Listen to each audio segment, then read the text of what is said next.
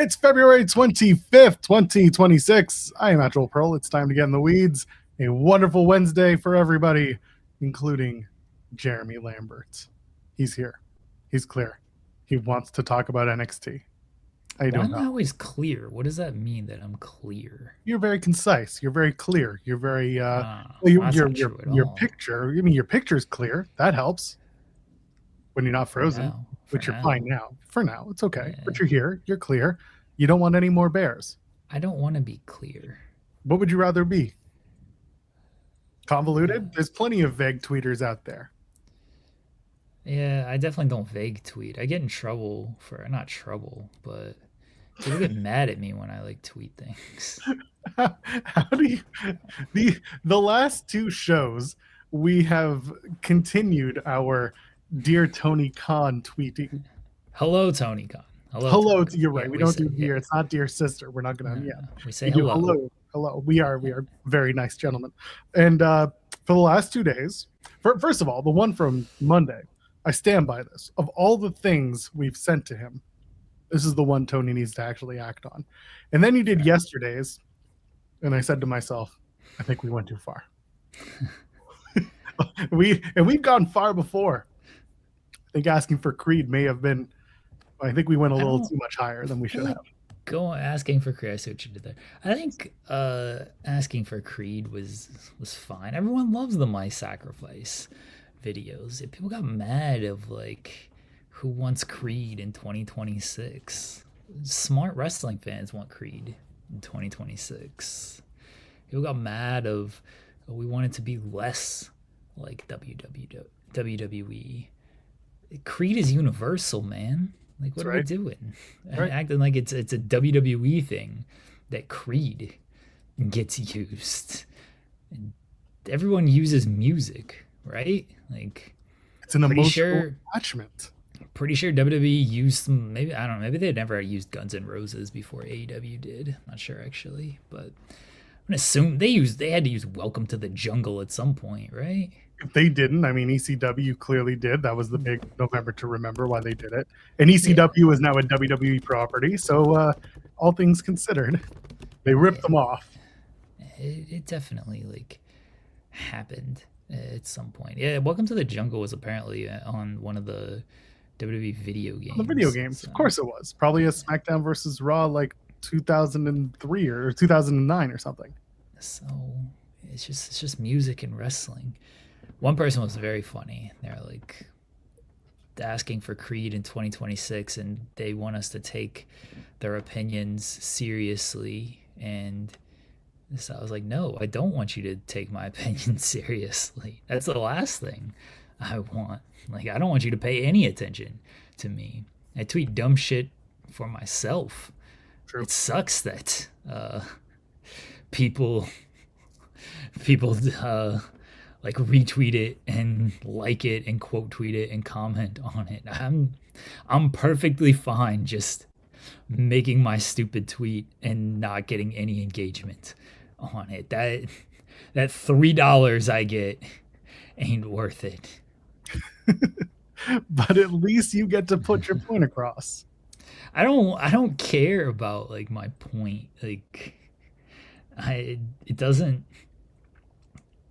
I don't know. I don't want people to listen to me. I say as I do a show 5 times a week, but I just do this. Just do this for fun, man. I appreciate everybody who listens. I appreciate everybody who supports. Don't take this the wrong way. I think it just hit something. Oh, that's karma.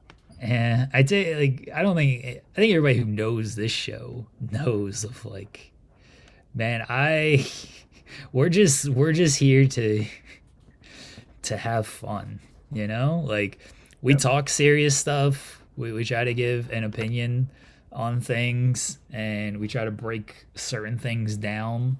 I think we all three of us have our different strengths as far as what we're good at breaking down and talking about, but I don't I don't care if you don't listen to us. Like I just want you guys to have fun as well. And please don't take us serious for the most part. You know, like we have some serious topics, and then it's like, all right, like we gotta we got to get heavy every now and again, but in the day, like what we see on television, it's fucking professional wrestling, man. There was one person that they did the whole, oh, where was it? Oh yeah, I'm convinced all these Fightful dudes are cornballs.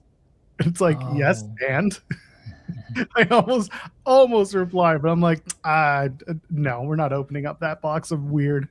I didn't see that one. I don't reply to anybody. That's the thing. I replied to the one dude who was like, "Oh, they want us to take their opinion seriously." I was like, "No, actually, I don't want that to be my brand. I don't want you to take me seriously at all. I'm going to nip that immediately.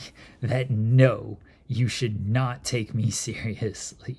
we But anything else, yeah, I don't reply to these people. Like they're just mad about stuff. Like they're we're a morning show, for Christ's sake. We are two dudes who just talk. That's it. And like you said, when there's a serious conversation to be had, you know it's serious.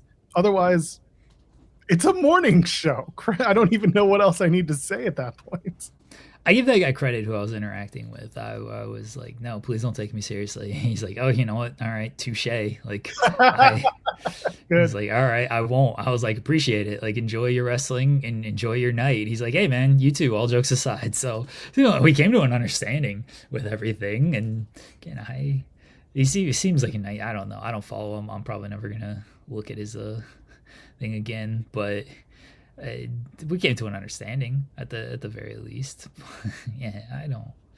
Man, I just tweet some dumb shit. Like, don't take this show seriously for sure, but at least there's context on this show, and there's some rhyme or reason every now and again for what we say. My Twitter, I mean, that's why I put the disclaimer. I was like, 95% is just popping myself, and that's it. Like, don't take any of that stuff seriously, like at all. Like, I'm just tweeting stuff, man. This is why I tweet about sports more, because that doesn't really leave my bubble, honestly. Like, that's just, I had a very good Brock Nelson tweet yesterday that got like that. See, that's the kind of tweets where I want. Although then people like they'll they'll be Trumpers and they'll get mad at me. But that's the stuff that I wish it did better. I was like, yeah, this is a good tweet here. Why did you just hand in the way? I'm trying to refocus this thing. You know Can what's you not funny? refocus on the side to where like your hand is just blocking No, the entire it's a camera? video camera. What do you expect? I don't know. I'm trying, but I'm also trying to rebalance it. There's a gimbal inside. There we go. There's a gimbal Gimbal. inside. Yes, Jimmy Gimbal? Jimmy Gimbal. He's got great ratings, except when you ask one person. No, so it's got a gimbal. It's supposed to self balance itself on the inside. It's a really cool design, and it's also like a 10-year-old 4K camera, but it's still great. Anyway, point is, I use this as my webcam now, and I have been for a while. So anyway, the point is, yeah, I can see that it's not level.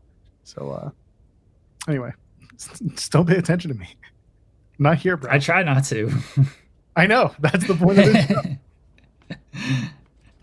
I wish my sports tweets, did better, because I just tweet about sports. That's where you should take me serious, because I get very mad, as people who watch this show know.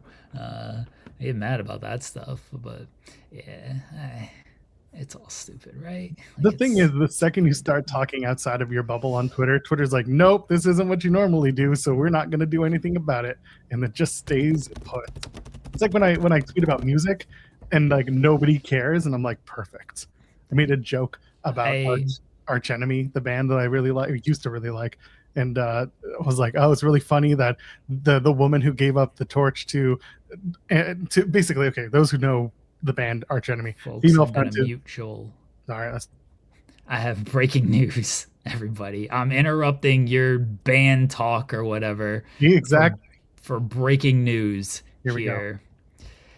NXT Stand and Deliver will take place on Saturday, April 4th. It'll not be part of WrestleMania weekend. Saturday, April 4th in St. Louis. NXT Stand and Deliver. very go. excited for Randy Orton to go there and defend his newly won NXT title that he beat Joe Hendry at WrestleMania for. It's back. No. So then what's NXT going to do over WrestleMania weekend? Are they going to go back Be to there. the official hotel of WWE?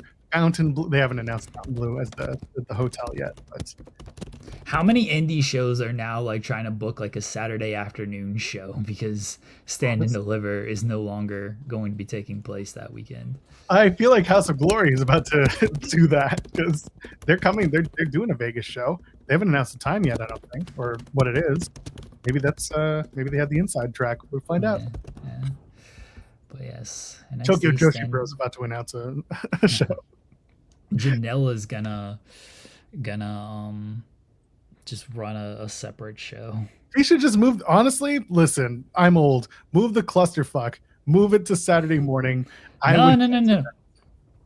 What? You're wrong. I'm not wrong. I'm old. There's a difference. You're wrong.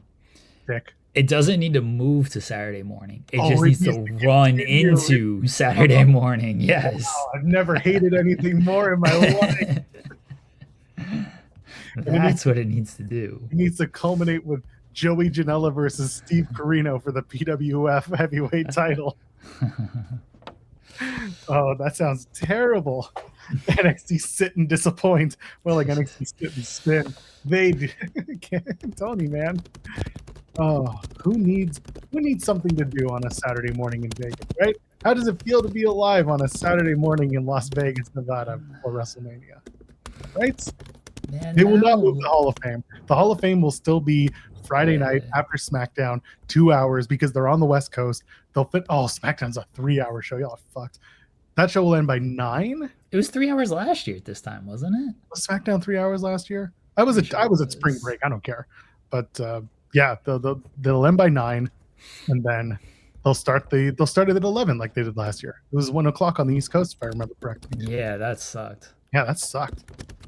I did not go to the Hall of Fame last year. I had zero interest. Once again, I was at spring break having a wonderful time watching Sabu and Janela and my WrestleMania main event of Megan Bayne versus Bozilla, which, by the way, the main event of WrestleMania last year. Don't let anyone tell you otherwise.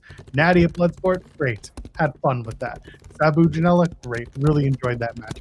There were other stuff on the card. Killer Cross giving a great speech ahead of Bloodsport and then beating up JR Kratos. Fantastic. Loved it. The main event was Bozilla and Megan Bayne beating the dog shit out of each other. You can tell me, Butterbean and Minoru Suzuki. You can tell me that was a great event. I would understand that. Very special show. Very special event. Yeah, Bozilla and Megan Bayne. They just beat each other up. Great stuff. God bless. Women's wrestling is special. Almost get you misty-eyed. Anyway. Are you okay? No, I haven't been okay in several years, Jeremy. Fair. We've been through this. Yeah. Anyway, yeah. So there you go. Stand and Deliver, Saturday, April 4th. And I'm sure Randy Orton will be announced for that event when they realize they have to sell tickets. Yeah, but it seems like it's at a smaller venue. It's at the Factory in St. Louis. I feel like they've ran there before. That's where they ended up running when they didn't run. They were supposed to run the Enterprise Arena in St. Louis for the second week of CW, and then Randy Orton didn't sell enough tickets, so they went to the Factory. Yeah, so I don't feel like they're gonna fully need Randy Orton to sell these tickets. People probably don't know or remember that last night's NXT show was supposed to take place in Atlanta. That's right. They couldn't move enough tickets, so they just moved it back to the Performance Center without saying anything. Whoopsie. Yeah, Bozilla's injured. She's got a torn ACL, which really sucks, and she'll be out for quite a period of time, which I hate to see because, like I'm really not being sarcastic when I say that match was my main event of WrestleMania. When it was announced, I was like over the moon at the idea of those two matching up. But Bozilla getting injured about a month ago, yeah, she's out for the foreseeable, and I do wish her well. I know everyone else does, and I hope that she has a speedy recovery because she's hella talented, man. She's young, but she's got a look, and she works so well. I just want to keep seeing her build and do more in the wrestling business. Meanwhile, Megan Bane's gonna win the tag team titles tonight. Second time's a charm, right? That's how it's got to be. Is Lena Cross going to factor into the finish? I would think so in some way. She is. Like I don't know why. I just don't know why you're doing this match again. If it feels like the Thekla and Chris Statlander thing where they won, Statlander won, Babes of Wrath won. Why are you doing this match again if you're not going to do the title change? Yeah, I mean, I agree. It could be. It's also like Fletcher winning the TNT title, right? And then going back to Australia to run back Briscoe. It's like some things are just location based. And it's like we had to get here to get to there. Giving Harley the win after she didn't win last year. It's like, well, we got to give her the win, but then we're just going to go right back and screw her out of it next week. That thing's funny to me, but whatever. Ain't my show. There's enough on that show that's going to be entertaining that they get a pass on certain things because they have been so strong lately, AEW programming. So like when they do a 10-man crazy ass tag, you're just like, there is no purpose for this, but you know what? I'll give them this because it looks like it's going to be a fun match and people will enjoy it. And this is just, this is the middle of the road getting to Revolution match. Everyone is involved on the card in this match. It'll be fun. We'll let them get away with it because that's what I want. And people saying that they moved the Atlantis show because they sold the parking lot and NXT had nowhere to park their production trucks. That was the PW Insider line. That's what they were told. Yeah. That was I don't think we were ever given that one, or at least we never reported that. That was PW Insider. Yeah, that's the story from PW Insider. Okay, like there might be some truth to that. I apologize for being a little skeptical that they didn't have this all figured out when they've run Center Stage plenty of times and they knew this show was coming, and then all of a sudden they're like, oh no, we actually don't have room for your production trucks all of a sudden. Like, just count me a little skeptical, that's all. But I'll be fair and say that yes, that was the story that did come out. Yes, that is the story that came out. Remember when Mike Santana took a powder and couldn't make it to the TNA show the next night because he was so upset that he lost the TNA World title? Yeah, but then he came back though. Oh, right. Sorry, my bad. But just wanted to put it out there because I think that was something that happened. I just wanted, people should remember things. Anyway, hey, look at us. We're 20 minutes into the show and we haven't done our jobs yet. So go ahead, leave a thumbs up on the video. If you haven't already, what's wrong with you? I shot first, I win. And while you're at it, you can also leave a thumbs up and you can subscribe to the channel and you can support us any way you want. That's nice. Don't be mean. Leave comments. Get in our chat. We always appreciate that. Or you can donate a super chat. Any amount, get your question or your statement read on the air, which we love it. We love it. Ryan Lambert kicks us off, says, as someone who's going through a bad mental headspace at the moment, I appreciate y'all and all the fun you bring mornings and beyond. Much love. Ryan, much love to you. We appreciate you. We love that you're here. We love when you are here. We hope you get into a place where you're feeling like you can keep moving and grooving and getting on your way. And these bad spaces, they don't last long, okay? So stick with it, and we appreciate you. We appreciate you always, Ryan, and I hope you get better. Things start to turn around. We appreciate that you're always here, always supporting us as well. And yeah, man, just best wishes to you, Ryan. Message me if you want to, Ryan. We've talked in the past, so you can always shoot me a message. We got your back, Barley. We really do. Especially when you reply to my stuff and you're just like, one day is you're gonna block me, and I'm like, I'm gonna block you. Your silly shit. It fuels me, and I appreciate you. Let's keep going. What else have we got? We got there's another super chat we'll get to a little bit later, but also at 11 o'clock, so in about a half an hour's time, we're going to be joined by London Lightning. We're going to be talking about mystery wrestling. That's right. Mystery wrestling is on our docket. We are going to continue to cover them and work with them. We talk about them frequently. We know our chat loves to watch their stuff. So please support Mystery Wrestling. And London Lightning is going to join us at 11. Mystery Wrestling 22 is coming up, and he's going to be facing Stu Grayson for all the marbles for the Mystery Wrestling Championship. We'll be talking about literally that. For like the marbles. So we will ask him about that. It is literally how they talk about it. They write on the poster for all the marbles. That is their way of promoting championship matches, which is great. Love it. So that's March 14th is the show in Gatineau, Quebec. So if you can make it, you should. We are getting the current London Lightning, but we'll talk about him in his present and his past. I would love to get Cop London Lightning on the show. Questions for him. Time Cop London Lightning. Oh, we can pitch that to him. Okay. If he wants to get a WWE, if he wants to get an AEW deal, he needs to be Time Cop London Lightning. Yeah. He's been on AEW TV, so Yes. maybe it's time. And Ring of Honor, maybe it's time. He faced Roddy. I think he had a match with Roddy. Let me go back and check. I love Paul London Lightning. Yeah, we'll ask if he's ever pitched. He should only compete in lightning matches from MLW.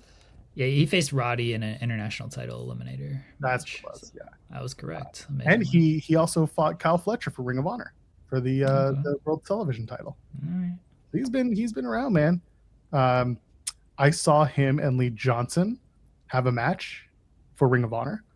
Uno in London, apparently at the Coca-Cola Coliseum. I apparently saw that match. I don't remember it. So that was probably after a marathon taping. Let's see if he has any heat with people that, or if he has faced people that I have heat with. Probably has. Although he mostly works Canada. Yeah, that's the thing. Other people can come to him, right? Allegedly. He's never faced Cole. Really? Bishop. Yeah, he's never faced Bishop. I don't know if I can get anybody in trouble now. It's fair. Mainly myself, but Jordan Oliver, we like him. Yeah, I don't have any beef with Jordan Oliver. Not yet. I like Jordo. He's been on the show before. Yeah, he's good. I do like him. Who am I kidding? Yeah, I don't think he's faced anyone that you like or that you don't like. Yeah, it's unfortunate. That's unfortunate. Oh, I forgot that he had that three-way with not three-way, the trios match. He had the Bang Bang Gang. Yeah. Anyway, good for him. Love it. All right. Should we talk about NXT? Why? No. because it was a great show. It's been a run of great shows. They're on the reset, Jeremy. It's time. They finally did it. Zaria finally got rid of that awful friend, Sol Ruca. She did it. Beat her up at the worst possible time before the title match. Didn't let her friend win, get the accolade, and then beat her up later. Couldn't wait until April 4th at Stand and Deliver. Instead, we got to wait until next week when Sol Ruca takes out Zaria before her world title match. And then they do a triple threat at Vengeance Day. You're typing wildly right now. Yeah, I don't know if they're going to do a triple threat at Vengeance Day. I feel bad for Casey Jane. Why? Because she's stuck in the middle of this. If it's a triple threat, she gets screwed out of this whole thing. I don't think they're going to do a triple threat. Like, I just think they're going to do Zaria and JC next week.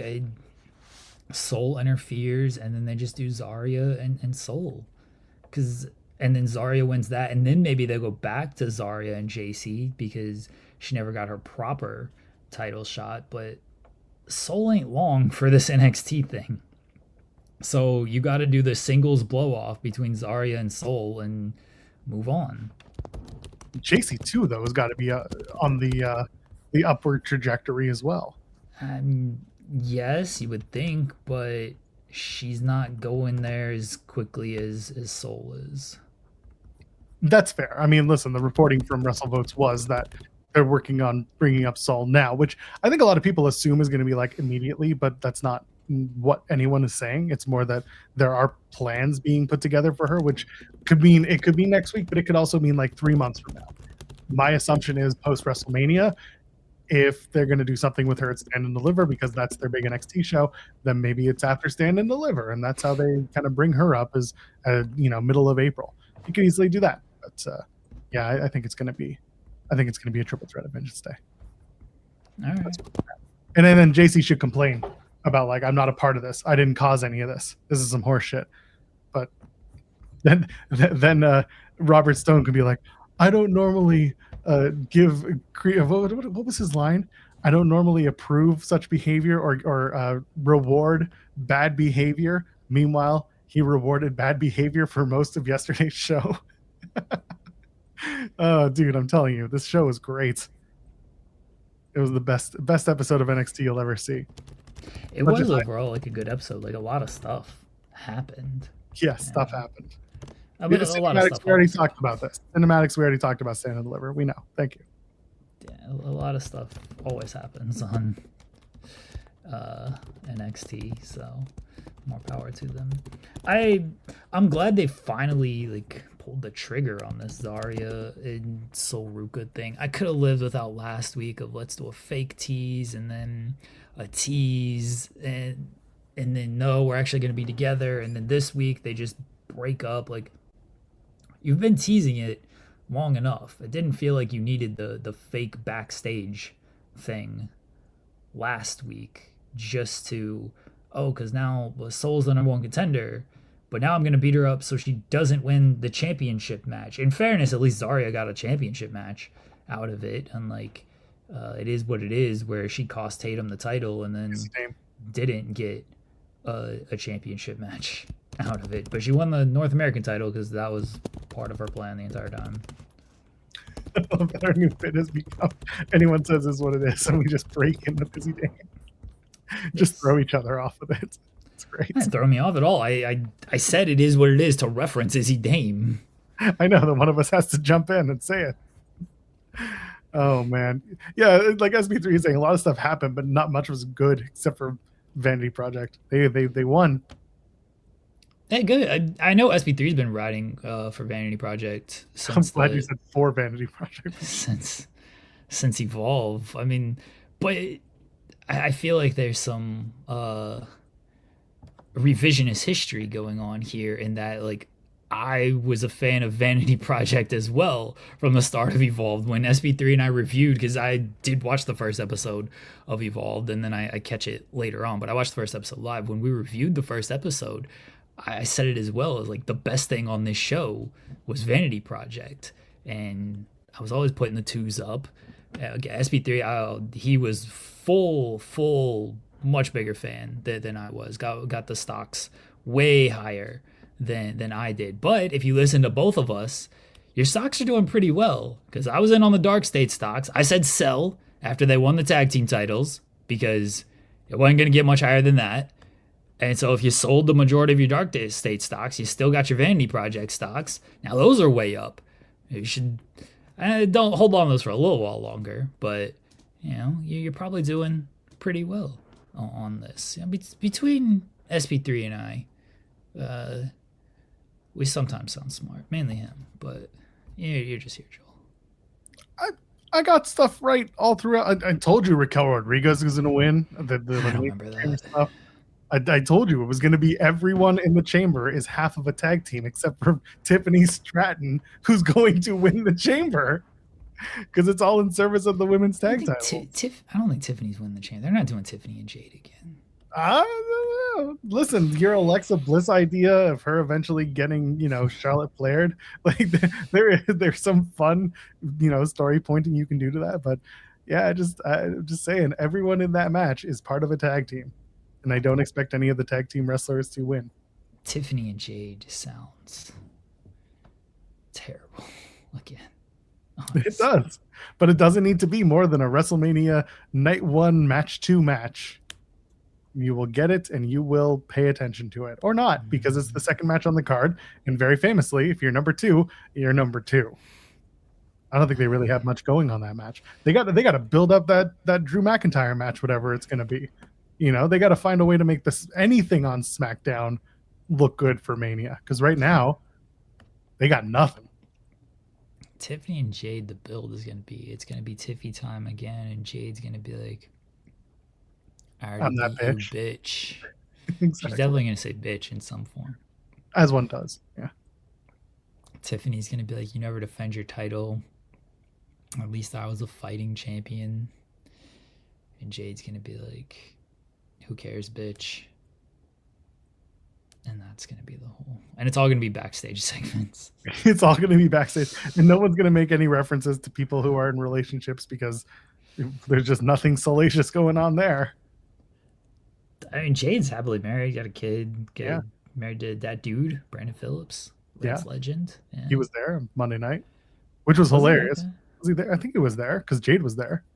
That doesn't mean he's there. I don't think he Not travels with always. her everywhere. One of them was there. I don't remember which one, but What do you regardless. mean one of them was there? Yes, Jade was there. Yeah, I meant either on Friday or on Monday. One of those days he was there in the crowd. Okay. Again, I know others have brought it up, but again, Bow Wow in the crowd. You had Jade there. You brought her out twice and did nothing about Bow. Couldn't even make reference to it. Very upsetting. Very annoying. People were like, "Oh, because no one remembers that other company's creative." I don't care. Do it for us. Do everything just for us. Should have just pie faced Bow Wow. That's it. That's all I. That's all I needed. I didn't need some big angle or whatever. It's just pie face him. Move on. That's it. Yeah. Yeah, Bow Wow was at Raw. He was featured. They showed him in the crowd. They showed a lot of people because Triple H only knows like 5 rappers, and Was he there? they Was all Triple H show up. there? Yeah, he was there. He was Yeah, front and center yeah, during there. AJ's thing. I was only confused because normally he comes out and like wants to talk about it, but he didn't talk about it. No, that's Trick Williams. Right. And And then Cody he proceeds Rhodes. not to talk about it. That's Trick and Cody You're right. want to talk about it. Someone asking what did I smoke before the show. So interesting, funny story. I'm on my way back from dropping the kid off from to school this morning, and as I'm walking back, there's this woman carrying a box of diapers and smoking something, and I thought it was a cigarette, and I was just like, oh, that's gotta suck, having cigarette smoke breath, all that, and having a kid. And then I walked by and I smelled what it was, and I was just like, oh, you just need to mellow out because your kid's an asshole. I get it, because it wasn't cigarette smoke, folks. I was like, it was great. I hope your kid's not at home right now while you're doing this, but who am I? I'm not the parent. So you got a contact high? No, yeah, probably. Most likely that one little sniff that I got. But it's also Canada, so really we're just all walking around in a haze these days. This is what happens. Yeah. Yeah. But at least we have our health care. Yeah. True. Low blow. Low blow. Sorry. I'm not sorry. Who am I kidding? Canada is in fact a wonderful place. That's true. Allegedly. Yeah, so Jade probably not going to have a main event match at WrestleMania. No. It's really what it comes down to. It was a chill her base. That's right. Oh man. Yeah, so just I am curious about Elimination Chamber, but to me it's all signs point to Tiffy. I love y'all for wanting to twist yourself in circles over some creative, not you specifically. I mean, just people in general wanting to like twist themselves in circles. Well, it's you too. Fine, you suck. But like WWE has proven time and again, and SP3 knows this too, that they will take Occam's razor. They will take the clearest, most obvious approach to storytelling and use it. And that is what they tend to do.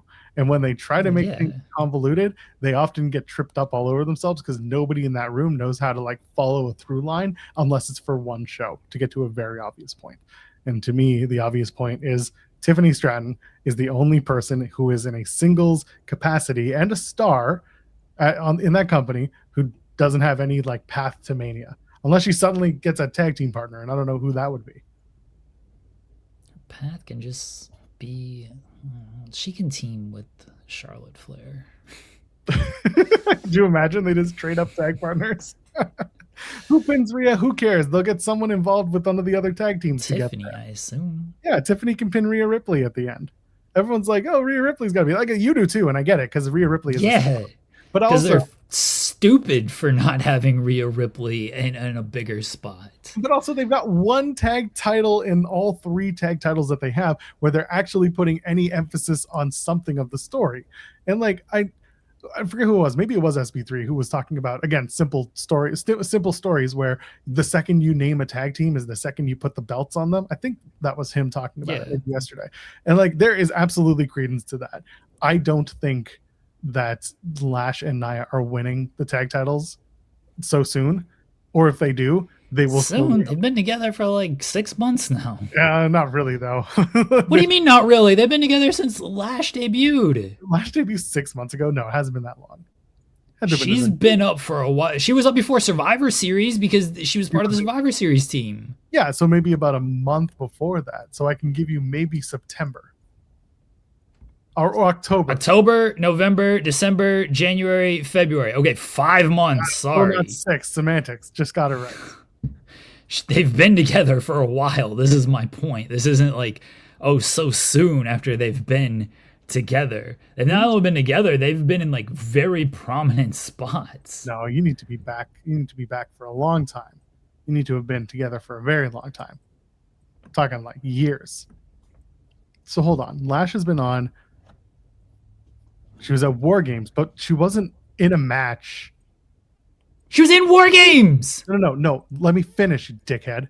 She wasn't in a match in WWE other than the Evolution Battle Royal, which I don't count. She hasn't been on a WWE match since like before War Games. She wasn't on a main roster match. War Games was her main roster debut. Okay. And that was the end of November. And since then, her and Lash have only been really teaming officially since. Sorry, Lash and Nia have only been teaming since December, mid-December. They have teamed together 1, 2, 3, 4 times. The 4th time was a non-contest. There you go. You can't go based on how many matches they've had together because no one in this company wrestles anyway. Lash made her debut. This is the point I'll give. She made her debut November 7th. She was aligned with Nia immediately. That's the starting point. November 7th. So November, December, January, February, close to 4 months. That's what I'll give you. It's been about 4 months since they've been together. That's not soon. They've been together, again, about 4 months. They're on television every single week. They've been in big spots together, including War Games, including the Royal Rumble, including challenging for the tag team titles. This isn't too soon to put the titles on them. Yes, it is. They've been together just as long as Alexa and Charlotte when Alexa and Charlotte won the titles. Did they win them? What do you mean did Alexa and Charlotte win the titles? Yes, they won them. Barely remember what happened yesterday. Oh my gosh. Anyway, they're not going to win. Oh, sorry. Where were we? We were talking about April, May, June.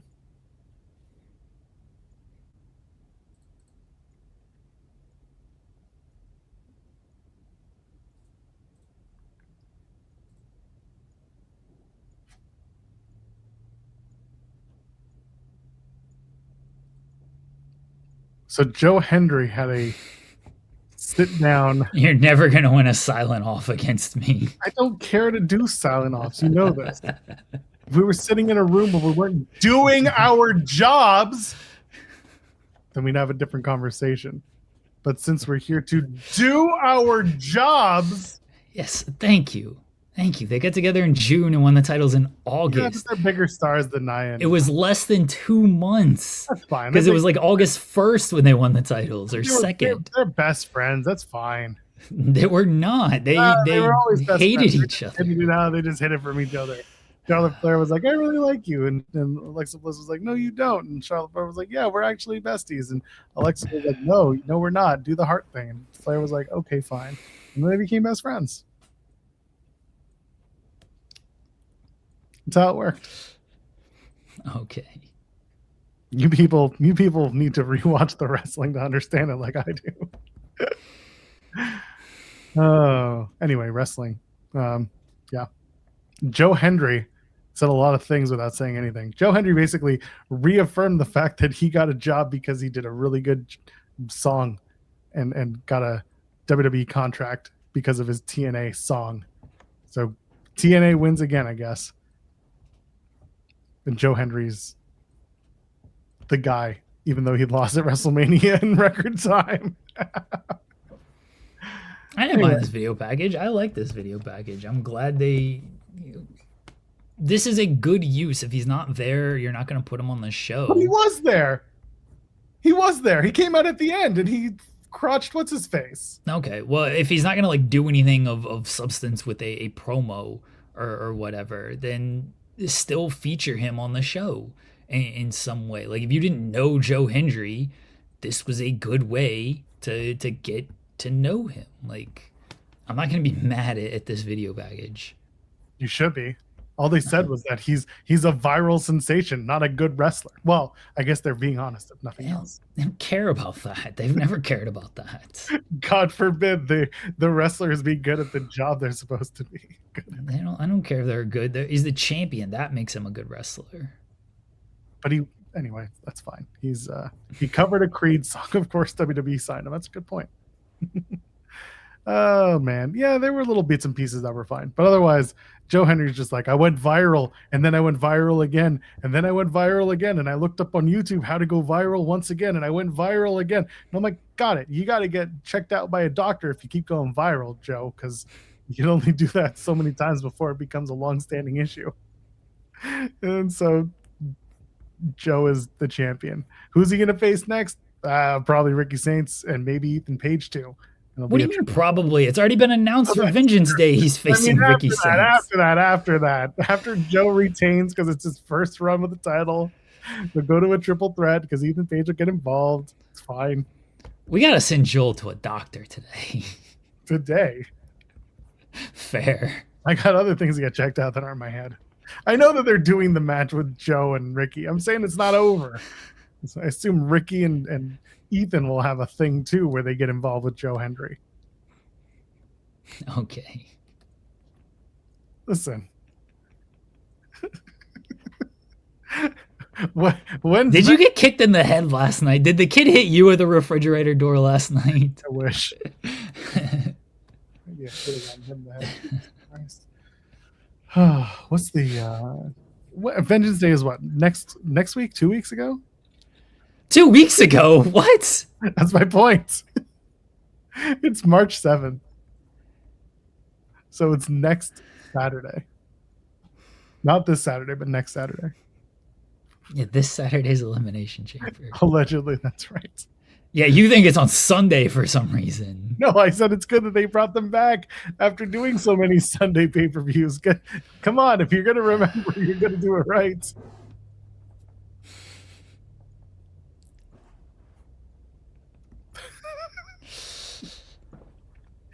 The Vengeance Day card at least has 3 matches announced, so you got that. They're doing an underground match apparently, so that'll be fun. Lola Vice was like, I don't know if was she trying to befriend Dark State in that segment where Dark State was pissed off? Everybody should be trying to befriend. Well, it's gonna be Tony D'Angelo. Soon it's gonna be the D'Angelo Dark State family, so it doesn't matter. But Shaquan looks like he's about to move on from them. He was the only one wearing different gear from the rest of the guys. Like, you know, his tag team partner, was it with Osiris? He was wearing just black trunks. Normally they're all just wearing black, but they had Shaquan wearing like his gray and black gear. He just looked different from everyone. I was like, is he getting ready to leave?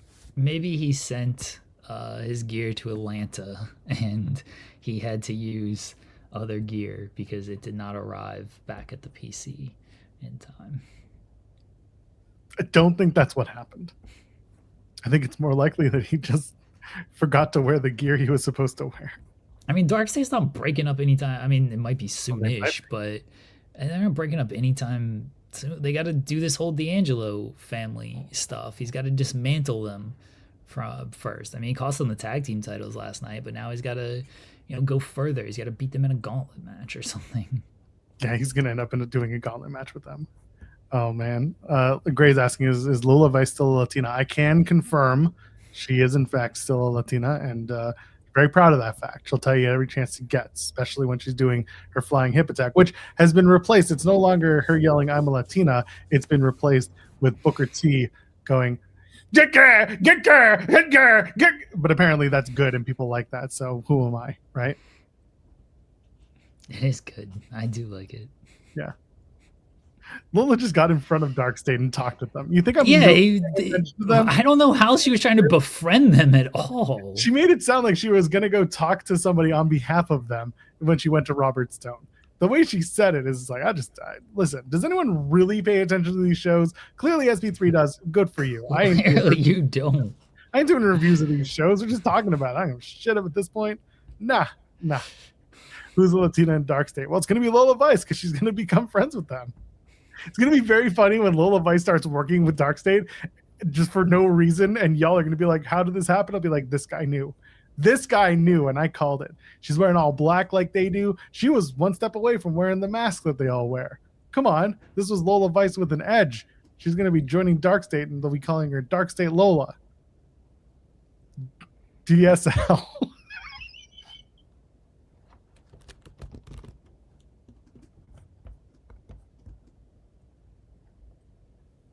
She did, in fact, wear black clothes. Yeah, last night she did. She was in all black.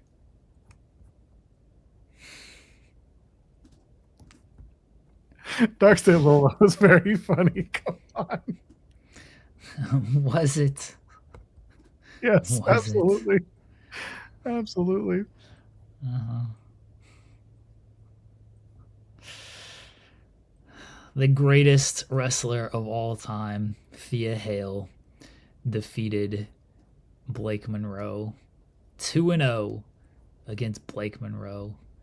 Send her back. Ow! Yeah, now who's messed up? Send her back to ROH.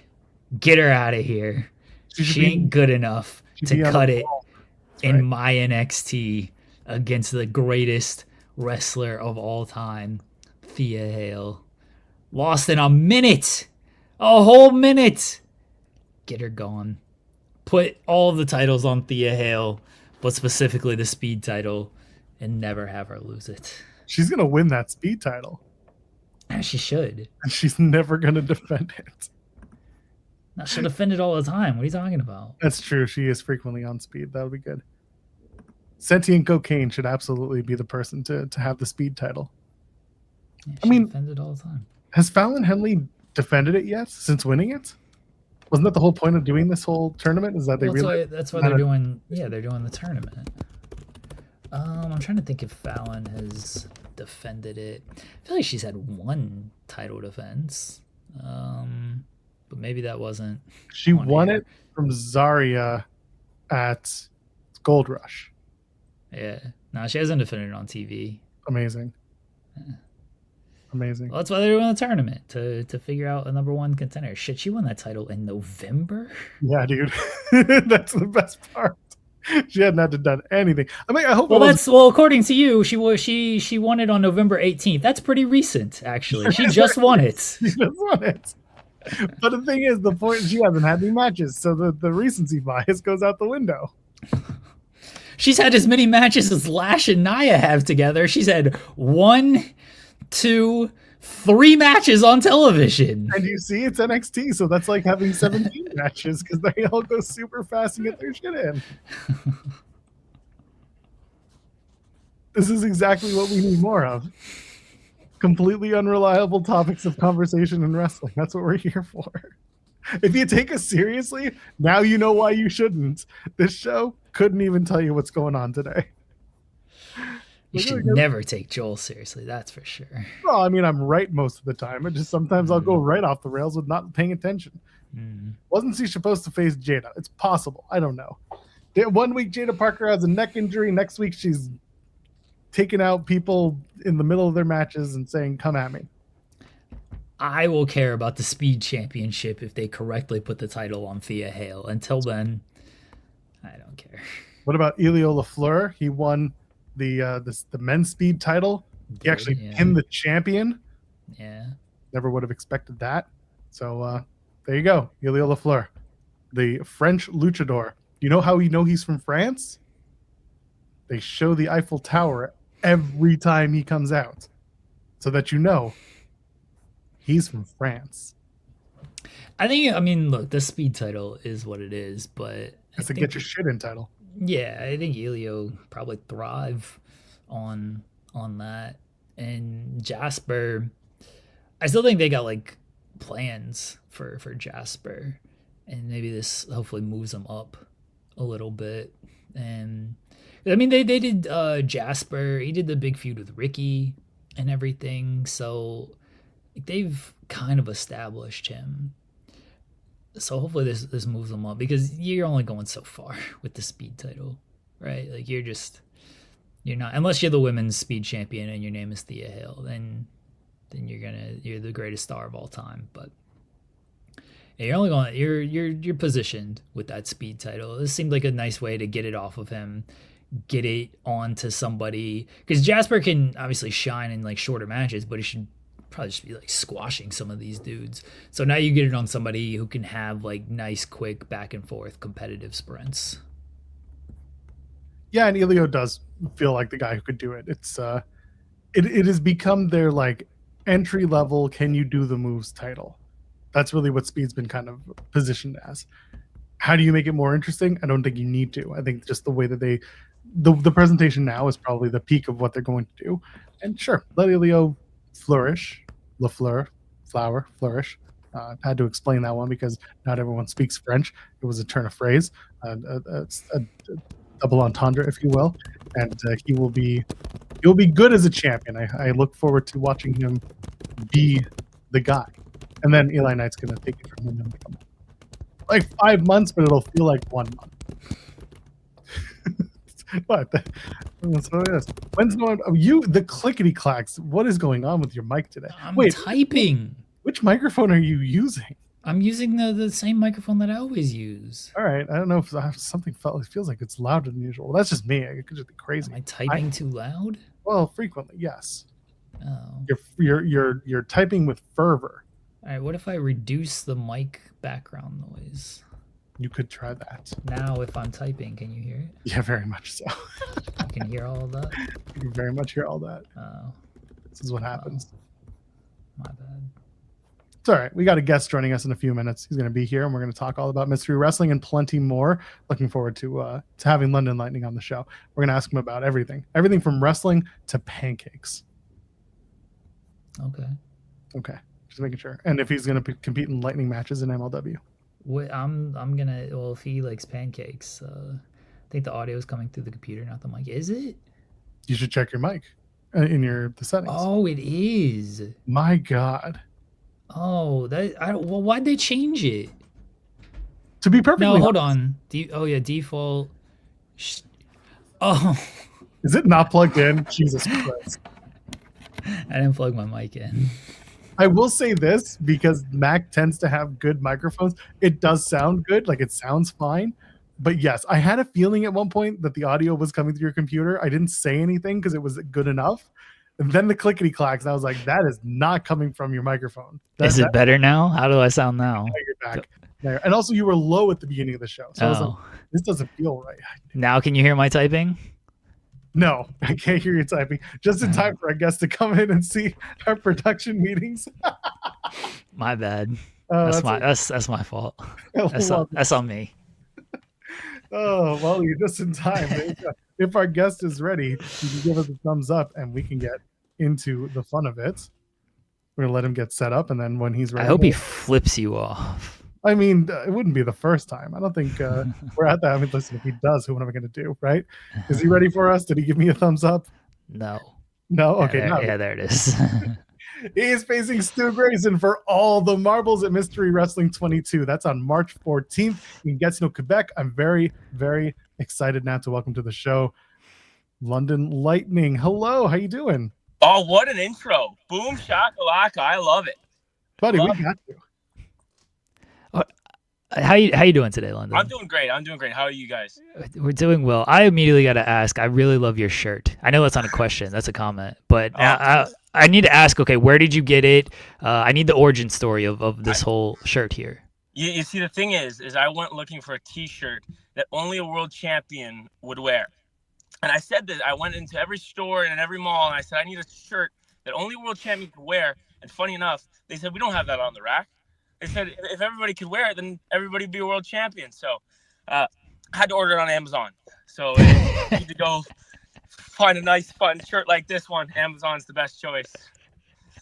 What did you search for? Just like a rose button-up? I searched for shirts nobody has the balls to wear, and there it was. Those rose skulls are just roses. They're just roses. They're just roses. All right, I'm crazy. That's all. So you've got this match against Stu Grayson. It's for all the marbles for the mystery championship. I can't pronounce for all the marbles. I can't get it right. Here I am. How do we get here? And I've spoken to Stu twice on camera. He once threatened somebody during our interview. So are you a little I don't know, I don't want to be scared, but intimidated to go into this match with Stu Grayson? Not at all. Not at all. As you probably know, Mystery Wrestling 19, I believe it was. Could have been 20. I can't even remember the day. All I remember is beating Stu Grayson in the middle of the ring. So if I have that edge on him already, what is there to be afraid about? So I know they do the bit that it is for all the marbles, and we do have people who want to know, are there marbles involved? Will you get the bag of marbles? Can you use the marbles in the match? And were you a marble player growing up? So no, I'm not. I wasn't quite a marble player. But funny enough about those marbles, I mean, if a championship belt can make its way into a wrestling match, I'm sure the marbles can too. It's not part of my game plan. I like my game plan to be maybe I will attack Stu Grayson his way and keep out the nonsense for this match, but we'll see. But if it so happens to be marbles laying around, I mean, I'm going to do what it takes to win. You just chuck the marble. Those things hurt. You get enough of them, or you hit somebody in the face with one of those, especially the bigger ones. You know, you can really hurt somebody with those. See, I was thinking maybe open up the bag, sprinkle around the floor, kind of like a good old gummy bear spot. That's always good. That's the easy use of them. But you get one of the shooter marbles, because I got the small marbles. I'm gonna educate the people on the marbles here. You got the small marbles. You got the shooter marbles. You take one of those shooter marbles, and just throw it right in the head. That's a concussion waiting to happen. You seem to know a lot about marbles there, Jeremy. I was a big marbles player growing up, all right? I had the cool multicolored ones and everything. We'd get in the schoolyard with the circle and boom, just get our shots off with the marbles. I collected a lot of marbles in my time. Right. What is the weirdest or maybe the scariest thing you've been hit with or used as a weapon? Oh man, the scariest thing is just their fists. You know, once you get into that ring, that is a fear in itself. But feeling that fear, it's great. It's humbling, and it kind of opens you up to this excitement and the violence being an exciting factor. Now, that being said, hopefully Stu Grayson doesn't plan on bringing any toys into the ring. Either way, I ain't gonna fear him because I beat him. But that excitement feeling, maybe you could call it fear. That excitement is what I'm going there to looking for. And I mean, hey, my fist is just as hard as his. So we'll watch him fall. Is there any fear just going to mystery wrestling in general, considering it is all a mystery? They could have you wrestling a bear one week, for all you know. Well, I mean, for myself, my biggest fear, I guess, would be wrestling Cecil Nix again. Because if you are a follower of mystery wrestling, I could not get away from the guy. I mean, no matter what we do, he always finds his way around me, and I'm getting to my breaking point again.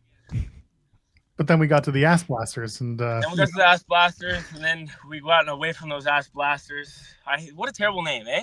What a terrible name. No, what do you think about that? How do we get to that name? That's more important. We gotta get Cecil on the pod to find out how he picked that. I would want to know myself. Horrible name. I'm sure soon enough he'll be joining us eventually on the show. If there's one thing I expect, it's Cecil Nix to be absolutely unhinged on this program. No kidding. Did they blast ass, or does their ass blast? It's a great question, and I don't have the answers. I wish I had the answer. I didn't pick the name.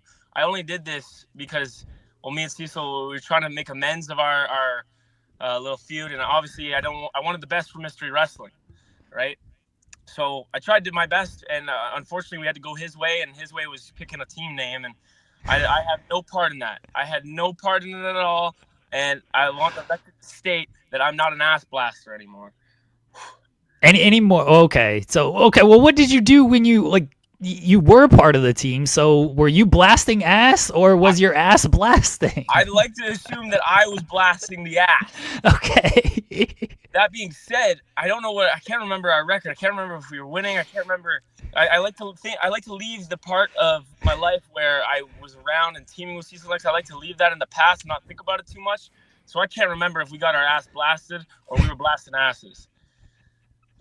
You lost to the Space Sluts, so. And that's Cecil Nix too. Mystery wrestling. Hey, son of a gun. Cage match is like the best and worst place in the internet, as we know. One thing I've noticed whenever I'm doing research for literally any Canadian wrestler, they all seem to be labeled from Ottawa. Are you from Ottawa? Yes. Okay, thank God. So I grew up in Ottawa, so at least I got that. And obviously, your name's London Lightning, so some people assume that you're from London, Ontario. But right. So you're born and raised in Ottawa? Born and raised in Ottawa. Yep, absolutely. Whereabouts? Don't dox yourself.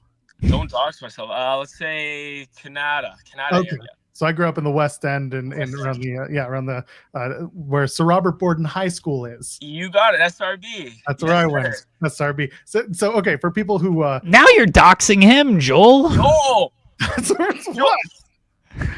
where I went. You said don't dox yourself, and he's like, anyway, you were about three minutes away from this high school, right? I said I grew up 3 minutes from that high school. I grew up there. What London says after that, that's on him. Yeah. My point is, for people who haven't been to Ottawa, my wife now saying stop doxing yourself. Anyway, for those who haven't been to Ottawa, or those who should be, what's your favorite part about being in Ottawa, especially from a wrestling standpoint? From a wrestling, it's great because there's so much to do. I've traveled a lot of places. I've been to Atlanta. I've lived there for a bit. I've lived in Calgary for a bit.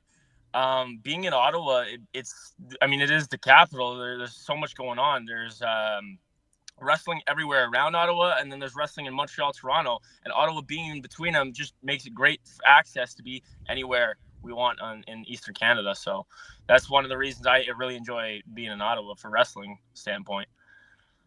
And now, what about living there as a regular human being? As a regular human being, we got great things. We got great. You see, one of the things I find is it's hard to appreciate the things until they're gone, right? So when I say we, me and my brother, when we lived down in Atlanta, we had a Buc-ee's. I don't know if you've ever heard of a Buc-ee's gas station. Of course. Greatest thing on earth. We didn't realize how much we were gonna miss it until we left. In Calgary, there was all my friends over there, and just the scenery. You didn't realize it until you're gone. And Ottawa, one of those things, man, family, friends, keeping me grounded over here. That's awesome. Having the support team and what I have over here, that's really great. And I think Ottawa has some of the best people in the world. So, but also, are you the type of person who loses your shit when the Blues Fest lineup comes out, or do you just kind of let it go? And I try and let it go. I'll let everybody else tell me about how bad that lineup is, and I'll sit there and listen. But hey, we all have our own cup of tea, right? Fair. For those who don't know, the Blues Fest is a big event that happens in Ottawa every year. It's not blues. It's literally all music, but it's over multiple days. And whenever the lineup comes out, people inevitably get mad because their favorite artist is not like top of the card or even there, but some other one that they don't like is there. That's just Blues Fest. Yep. Sounds about right.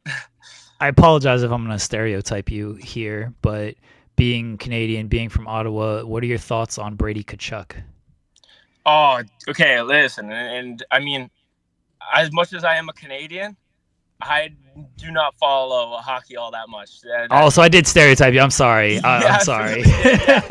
No, I'm strictly wrestling. I dabble in sports here and there. I love sports. I can play any sport. I am the ultimate athlete, I like to think.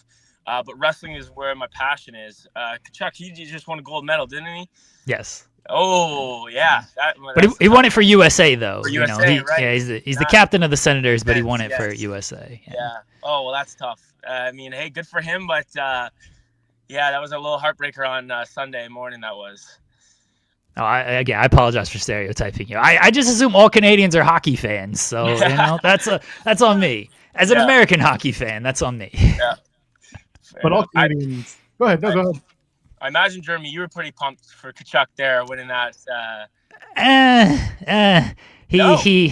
He has views that I don't agree with. So I see. yeah. Yeah. A lot of the American hockey players do, unfortunately. So it's a little tough for me to get too excited. Yeah. Yeah. I get excited around pancakes. And how did you fare eating a bunch of pancakes at Zach's Diner? Because I didn't get to see the feed, but I saw the promotion for it. Can you please tell us how this came to be? Oh, okay. I randomly got a message on my phone one day from the Zach's Diner, and they just mentioned, they said they're looking for wrestlers to eat some pancakes. And I mean, I happened to be available, and I thought, I love pancakes. Let's do it. So as we got there and I saw the pancakes. I don't know if you've seen any photos of this tray of pancakes. There was 40 ounces of pancakes. 40 ounces of pancakes. It was like 20 pancakes. They were the size of my hand. We had like 20 minutes to eat them. It did not go well. Did not go well. I don't do carbs well, but it itself didn't go as planned. I started off hot. I was really moving through them, but then it started to lose the flavor. I don't know if you've ever eaten something, you eat so much of it and you lose that flavor. I was losing that flavor, and I was like, you know what? I might as well just savor this. This is free pancakes after all. I might as well just enjoy what I'm doing.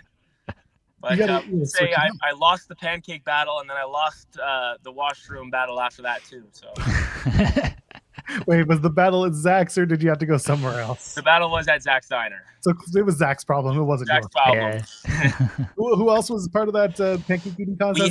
We had my brother, the Storm Rider. We had Hattie and McCray Martin, the Hot Stepper. So shit. Four good guys. None of us could do it. Okay, I was gonna be like, maybe Hattie would have done a number. Oh, no. I mean, Hattie's probably listening right now, but he didn't. Yeah, I mean, he tried his best. He didn't come close to myself. Maybe one day he'll get there. But as far as eating pancakes goes, you should stick to wrestling. All right. If you had your choice of an eating competition, what do you think you could take somebody down in? Oh, that's a great question. I only ask great questions, Lyndon. Oh, yeah? I'm starting to get that, Drew. I'm starting to get that. I don't even know. I mean, hot dog seems like the logical route. Oh, that's tough. Let me tell you. That's tough. Yeah. I've been in an Oreo eating contest, but it was originally going to be a hot dog eating contest, and so I practiced a little bit. It was tough. The Oreo eating contest was tough as well, but it's a lot of work. It's a lot more work. You have the experience with the pancakes. You don't realize how difficult it is. You think you can just eat this all day, and then you actually get into a competition when you're on like a time limit to do it. It's so much tougher. So much harder, and then you, not to mention the feeling of it all expanding in your stomach after you're halfway through. It slows you down immensely. You think you can eat it, and then once you start hitting that roadblock, not come back from that one. It's a tough one. Yeah, I don't know. Hot dogs. Yeah, that's a hard one. I feel like maybe that's a mystery wrestling opportunity. I feel like the hot dog eating contest with Franklin Myers, and I mean everything is a mystery at mystery. But if I could put my 2 cents somewhere, maybe a little wrestle. I don't know if you could call it wrestling. Fight. Yeah. Hot dog eating contest. Franklin Myers. Whose wiener's better? That's what I want to know. Well, I mean, if you win the mystery championship at Mystery 22 on March 14th, you would technically then go on to 23 in Edmonton, and MJF would be there. I'm not saying Max is going to wrestle or anything. I'm saying Max would be there. You could maybe have a eating contest of some sorts with Max. What would you try to go off with him on food wise? There we go. Okay, so what are we working with there? What would we? Oh, I need some suggestions. I don't know. I like the candy. Give him pickles. Do the pickles. Pickles? Oh, that's the only way he will do it. If you do his thing. Now he has an advantage over that, though. Exactly what I was going to say. Yeah. Jeremy's thinking. You gotta go like burgers or something. MJF ain't putting like fatty food. Like you seen this man? He's in incredible shape right now. He ain't putting all that kind of stuff in his body. Yeah, you got to go something like greasy and nasty. Yes. Yeah, Jeremy's thinking. I like that idea. I'm a thinker too. Great questions and great thinker here, London. my feeling is he's not going to accept it unless you give him the pickles, and they got to be his pickles. But really, does he really know his pickle? Some people talk a big game, but then when it comes down to doing it, they can't put the pickle down their throat fast enough. Maybe you could beat him at his own game. That's all I'm saying. Yeah. I don't know. I feel like he does have the edge on me on those pickles, but if there was a chance that I would be in a program with MJF, I hope it wouldn't be a pickle eating contest. Yeah, I don't know if pickle eating contest would do well. Yeah, Joel, you're terrible with your suggestions. Let's talk about wrestling in London at AEW against Roderick Strong. What was that experience like for you? Yeah, that was surreal. That was a good feeling. It was one of those dream come true kind of things. You see, when you get out into that ring and you see everybody looking around, and there's not a word to really describe it other than surreal. But I'll tell you a funny story about that. I say myself.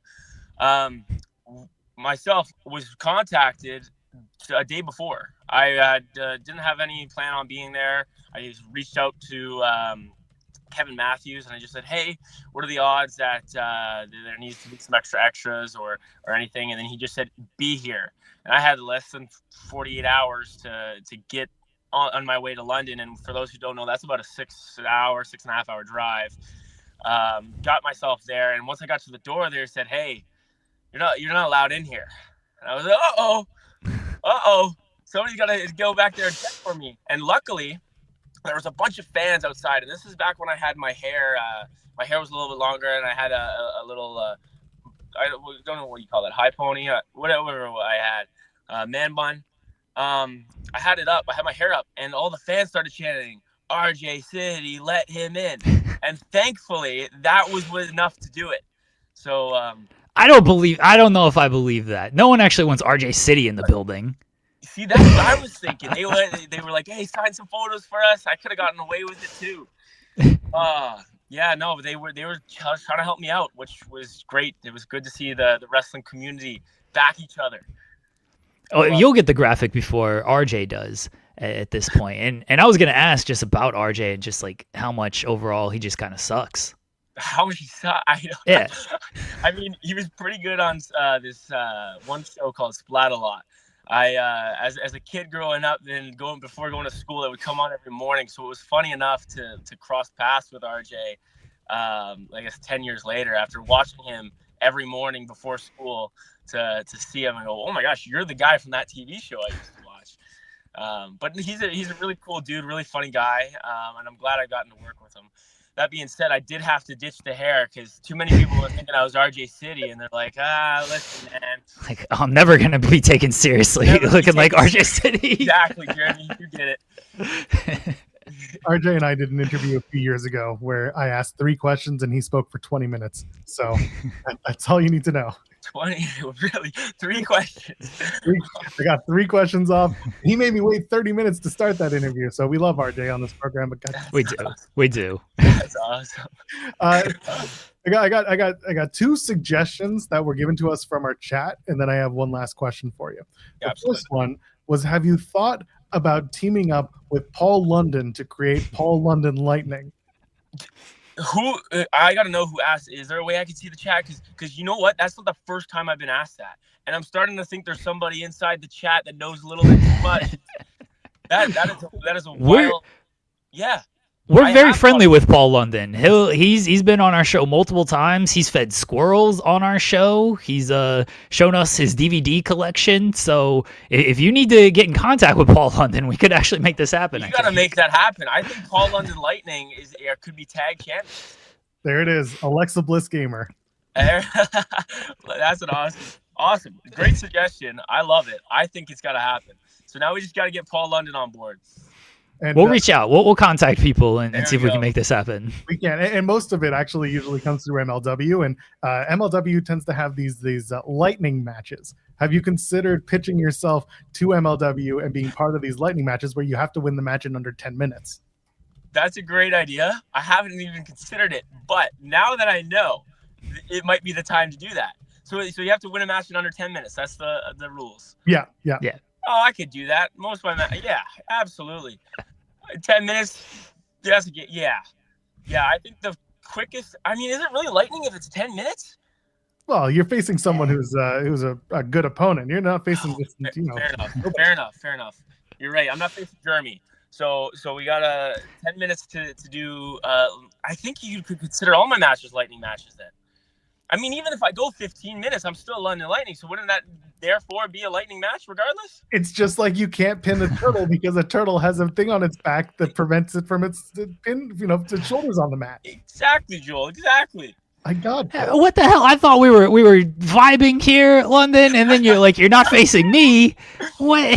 I don't need. I got heat with enough wrestlers around here. I don't need heat with you as well. I got Cole Radrick trying to beat me up. I got Ben Bishop trying to beat me up. They're a bunch of frauds anyway. But do I have to add you to the list now? Well, I guess who's gonna get you first? That's the question then. Oh, Cole knows where I live, so probably him. And show up to my house and threaten me. Yeah.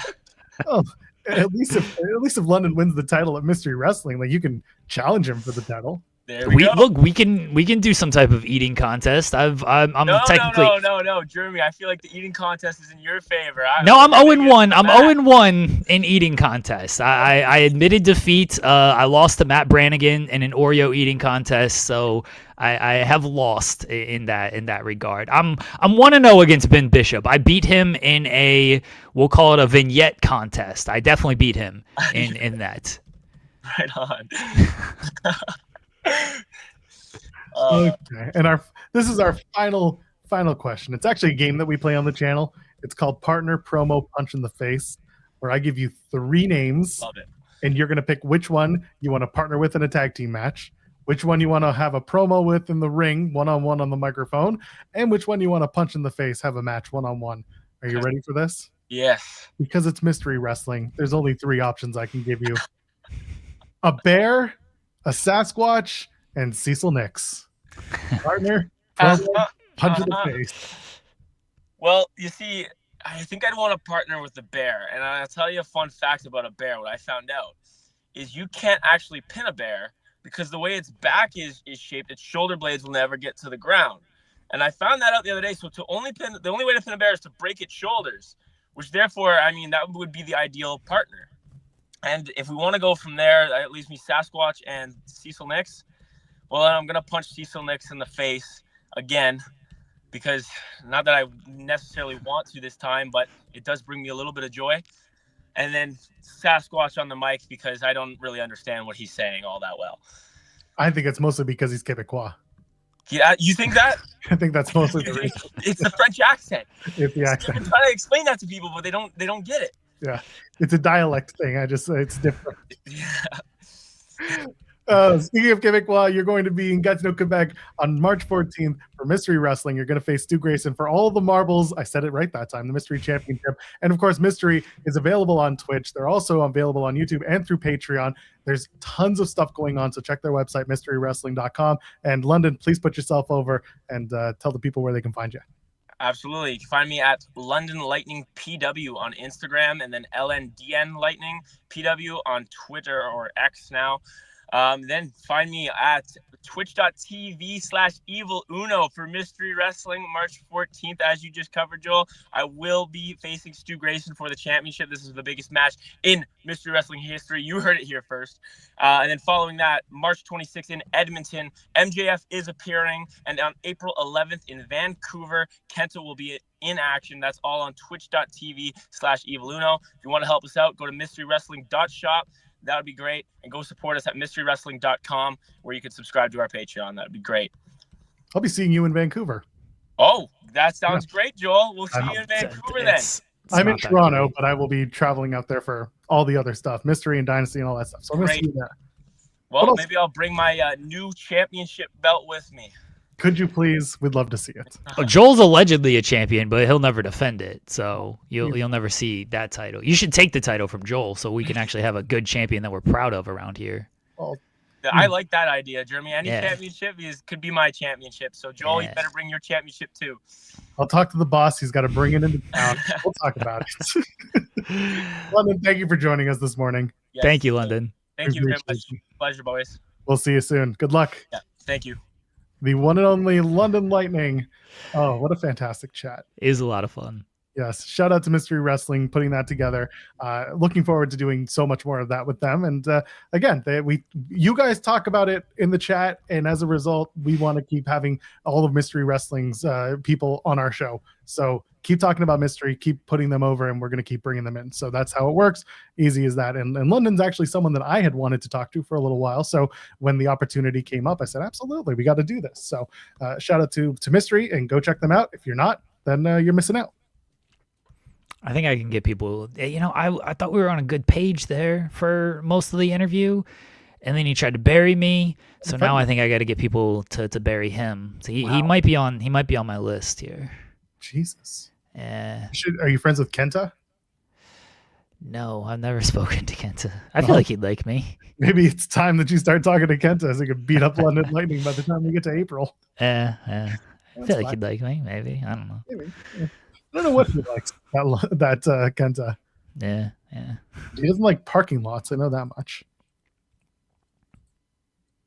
Fair. Yeah, I got it. You had to think about it. Yeah, I got it. No, I didn't have to think about it. I got it. All right, just making sure. Gato sent a super chat earlier saying, will you be breaking down OKC versus the Raptors? The game sucked to start because OKC was down 10, and then it got really good because OKC was up 25 at least, maybe 23, and then it nearly sucked at the end because the Raptors tied it at 101 with like 5 minutes remaining, and then it got really good because Case and Wallace decided, fuck this, we're winning this game, and he won us the game. And Lou Dort turned into Shai Gilgeous-Alexander hitting mid-range step backs from the baseline and fadeaways from the free throw line, and happy Lou Dort day, everybody. So that's my breakdown. It was a much-needed victory because I don't know if the Spurs are going to lose anytime soon, and right now we're only 3 games up for the 1 seed. We play Detroit tonight, which is probably a loss considering it's a back-to-back and 3 and 4, and we still don't have our top 2 guys, so it's probably a loss to Detroit. So we needed that win last night. Raps are 5th in the East, so Raps are playing well. I thought they were just going to outright win last night, especially the way the game started, and then it was like, oh, they're not going to win this at all, and then they came back. I think they're a good team. I've watched enough Toronto this year. Like, they're a good team. Relying on like Brandon Ingram to create your offense is going to be difficult in most situations, and that'll probably be their downfall in the end. But they're a relatively good team. Yeah, we'll see what happens. They're 9 games back from the top, and that's Detroit. So who knows what'll happen. And Detroit's not losing that 1 seed, so yeah, they are. Nobody's catching them. Quite firmly on top right now. The Celtics are 4.5 games, so that's as close as you can get, and that's a lot of games with as much as left in the season. So either way, it's I'm just happy that the Raptors are doing relatively well, and hopefully they have a strong finish to the season. And if they go to the playoffs, great. If not, doesn't bother me. Don't make the playoffs. They're not gonna fall out of the playoff spot. Have you seen some of these teams at the bottom of the East? They suck. Well, it can all go the wrong way for all these teams. They ain't that bad to where they're falling that far. No, they'll be a playoff team. How they'll do in the playoffs is a different story, but they'll be a playoff team. How did the Pacers fall so far? Injuries. That would do it. Yeah, I mean, Halliburton's hurt. Yeah. They lost Myles Turner. Everybody's just been hurt for them. I still contend, like, if they're, even without Halliburton, if they were healthy this year, they shouldn't be this bad because like Milwaukee has a worse roster than I think the Pacers do overall. You can't tell me if the Pacers were healthy when they had Mathurin, Nembhard, Siakam, that they were as bad as this Milwaukee roster, and Milwaukee's winning games. So it's just injuries for them. Yeah. Pacers are the vision. Yeah, that's an apt comparison. They very much are. They lost their top guy, and then everybody else got hurt after that. And then once they got off to like that kind of bad start, they're like, all right, we're throwing in the towel on the season. Let's tank. Halliburton shouldn't have faked that injury earlier in the season. I'm not gonna address that because it wasn't even early in the season. It was Game 7 of the NBA Finals, and I don't think he was faking an injury in the biggest game of his career. Making reference to Unreal, thank you. Okay, fair. comparing him to Seth Rollins. All right. Yeah, okay. I All don't right. think he was That's actually faking anything. No, I okay. don't. It was a terrible injury. Don't get me wrong. I'm just making the allusion to the vision. Don't you worry. Okay. All right. Grace also adding in a Sir Robert Borden high school reference on ITW. Hey man, that was my high school. I went there. Sandra Oh famously went there as well from Grey's Anatomy. Oh, Sandra Oh, that's right. oh, Sandra. Oh, Sandra. Yeah, she went there. Okay. All right. Good for her. Yeah. Joel, the basketball talk, I guess it's p-ball every day now. Listen, man. We got super chat. Otherwise, I wasn't like gonna bring up basketball. I was gonna bring up hockey because Samuel Girard got traded by the Avs yesterday. NHL champion, 2022 Stanley Cup champion, Sammy G, got traded to Pittsburgh for Brett Kulak, and I'm gonna miss Girard. Girard was part of the Duchesne trade for a long time.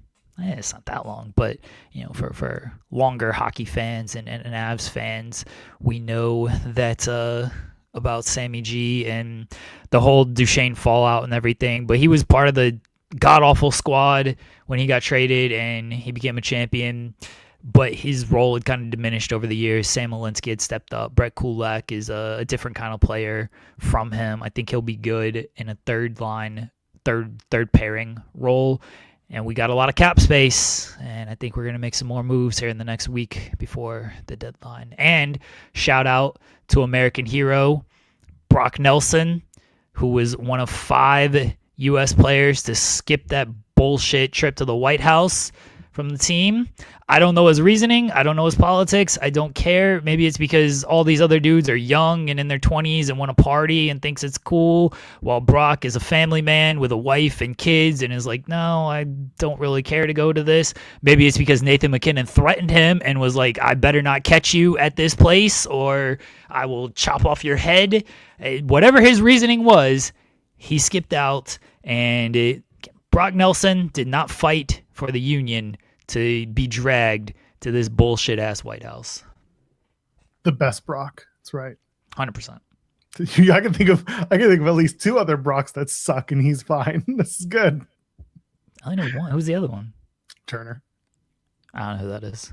Don't worry about it, piece of shit. I'm not gonna Google it. Don't you dare.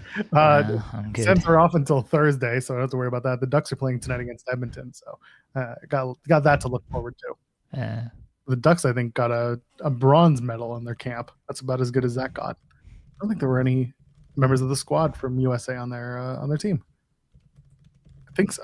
I'll double check, but I'm pretty sure I saw that they had a bronze medal winners. It's about as good as that's going to be. I don't know the Ducks roster enough to know. When it happened, they were all over. Oh no, you know what? Jackson Lacombe. Yeah, I think he actually skipped the White House too. Good for him. Yeah. And Mikael Grenland, he won the bronze. Okay. With the Finnish team. So there you go. The Ducks did okay. Was Grenland the? Okay, no, never mind. Okay, good, great, wonderful. Very excited for the Hockeys to get back. Hockey's back tonight. Looking forward to it. Sidney Crosby just got announced he's gonna be out for a month. That's unfortunate. Yeah, that sucks. Anyway, what else is left from? Is there anything left from NXT?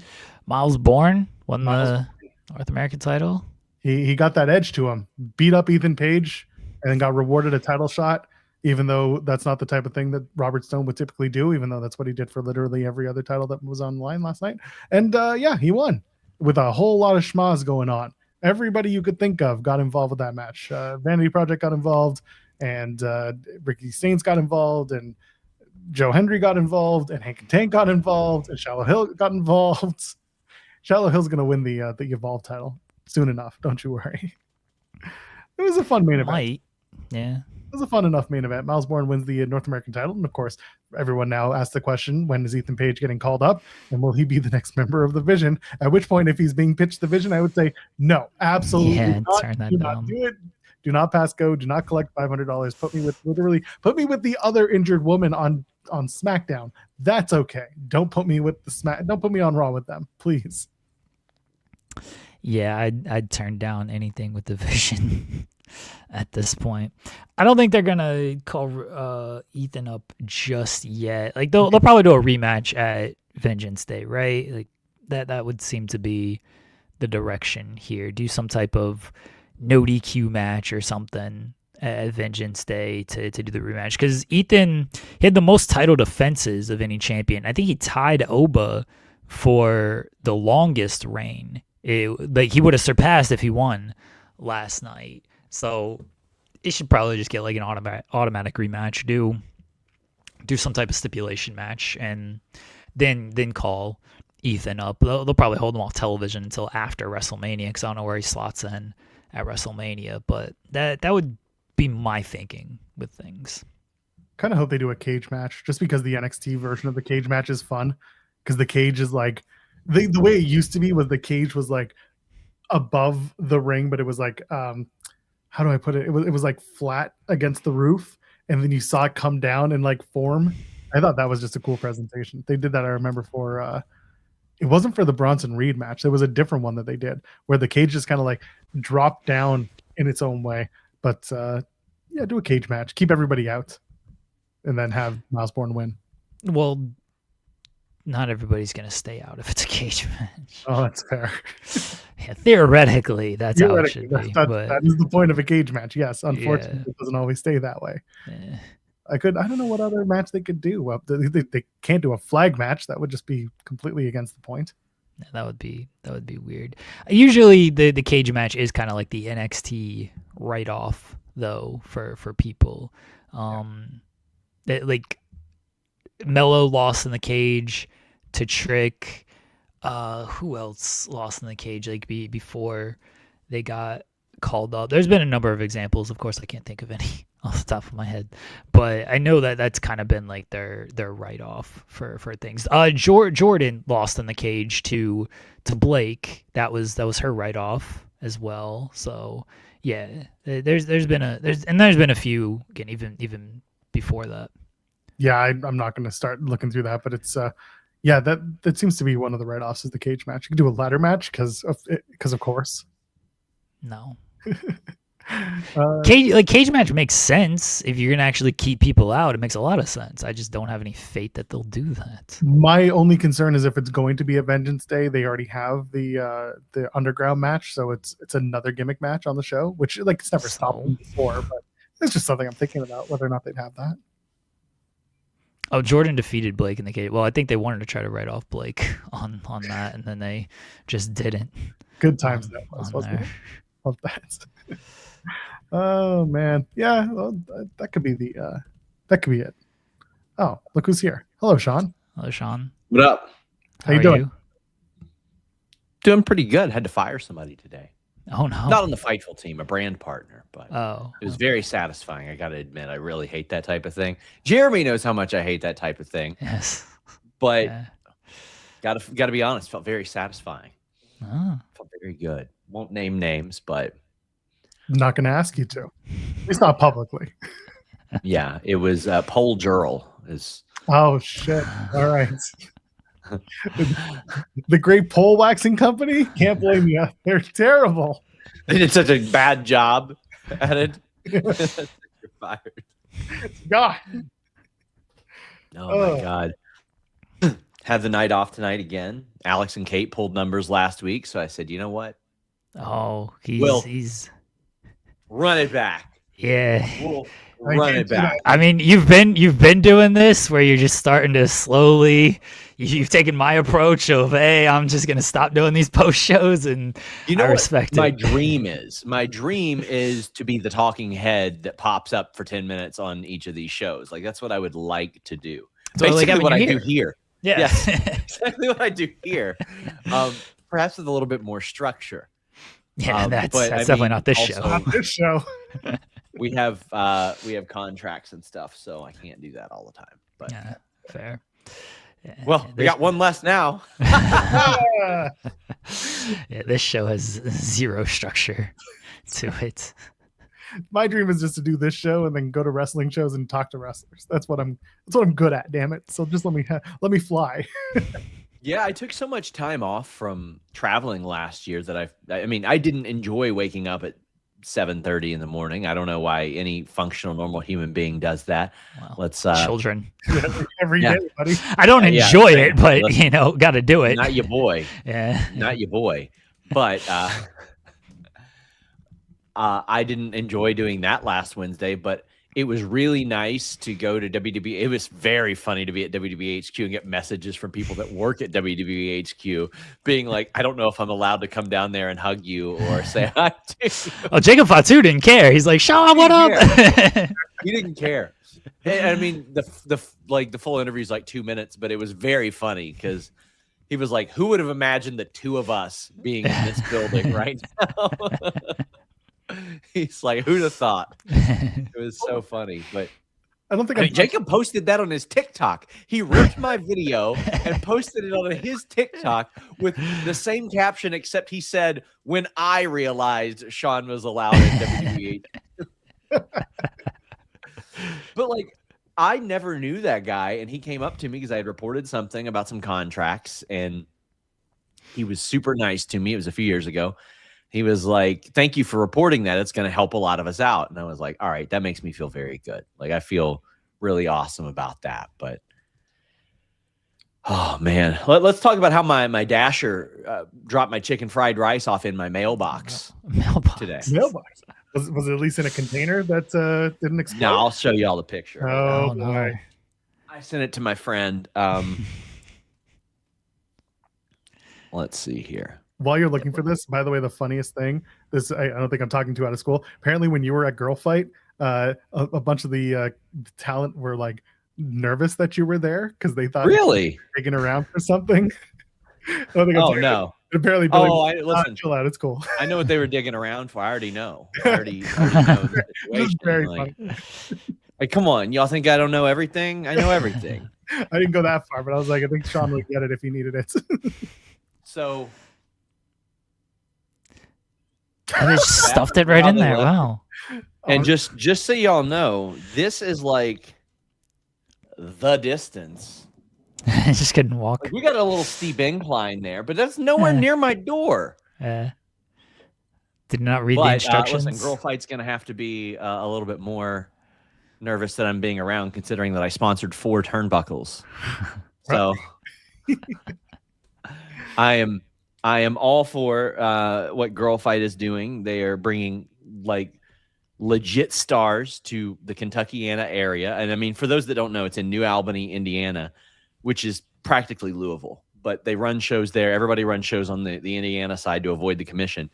But I was so impressed with what Billy did. And she put on a show that had up-and-comers. It had established talent. It had Athena on the damn show. It had tag team wrestling. It had a good 4-way match as well. They had people of different experience levels, but it felt really cool. Allison Danger was there coaching and producing, which is incredible to bring her into that. And like, Billy doesn't live here anymore. Billy flies in from Florida to do this stuff, like, which is even more impressive. And like, her dad is one of the best photographers in the game, and he was hands off. He was just there to enjoy the show because it was a completely women-run, women-operated show. Commentators, photographers, referees, wrestlers, agents. I thought that was dope as hell, and I was like, all right, definitely want to put that Fightful logo in here because this is going to be, I really sincerely feel like it'll be something where people are looking at the footage of it in 10 to 15 years and being like, remember when those two people fought each other at Girl Fight? And it made me very happy. And listen, boys, I'll tell you something that made me real happy. From bell to bell, 2 hours, 20 minutes on a Sunday afternoon. Let's go. Anything under 3, always gonna, and under 3.5, always very good. So I think I may have told you all this. I worked a shindy a lot, like in Kentucky, Ohio. And there was a woman who was married to one of the wrestlers, and she was responsible for booking the venues and booking the sponsors and all that. And she was like not a wrestling person, but she had some really good points. She's like, okay, we're going to be bringing in like a lot of our friends and family that are here to see this show. a lot of like first time viewers, we should make it like the length of a movie instead of a length of a wrestling show. I was like, that's a really good idea, honestly. An hour and a half, 2 hours, they're in, they're out. We don't charge that much for tickets. I was like, more companies should do that for sure. We got into the Athena replacement in my interview with Billy Starks, coming soon to Fightful's main channel, along with a great chat with Gabby Forza. So I can put those two over. They will be on their way soon. And then on this channel, we've got one with Leah Sparks and with Drea Mitchell, both two standout Canadian wrestlers, started within months of each other, and both got to attend and participate at Bailey's Lodestone camp. We go into detail about all that. So yeah, you'll want to keep it locked to these channels and watch them when they drop, because the conversations are great. Man, we've got a ton of interviews. So I've got Squared Circle Expo in a month. So I'm going to be unloading every interview that we have in the can before that. And I've got a bunch from 2K. You've got Billy and Gabby that are going on the main channel. I've still got Deanna and BJ Ray from WrestleCade. So I've got like a ton of them. It's funny because I released Ben Bishop last week and he's like, I thought you scrapped it or something. And I'm like, no, bro. WrestleCade was clutch during the pandemic. I released an Evilise interview in June that I filmed the previous November. Like, I keep those things evergreen as hell for a reason. And you should have told Bishop that I told you to just can the interview and be like, yeah, Jeremy told me to just delete it. And so I just did. So go yell at him. I try to get everybody to bury Bishop, and then I immediately message him like, I got this person to bury you today. He's like, good, you should. I bring him up to a lot of agents, like a lot of my agent friends, because I'm like, guys, you all should probably sign him because Kurgan and Nathan Jones aren't getting those movie roles forever. Like, and there's nobody else in wrestling. Because like I would talk to, remember I talked to a Hollywood guy. I'm like, why do you think of all people, Kurgan and Nathan Jones got those roles? And they're like, well, they're very professional. They're good at what they do. And there's not a lot of tall guys that are that broad as well. And that's a very specific thing that they need, because they can't go find an old basketball player. They're skinny as hell. Like even Dwight Howard in comparison to like Ben Bishop is like rail thin. So I think that Ben Bishop will be the guy that eventually somebody sees and they go, oh my God, like, He's charismatic. He can act. He's funny. He can do skits. He's tall. He can do all these things. Funny and debatable. I mean, for the love of God, Gunner was getting roles. Gunner was in Dynamite.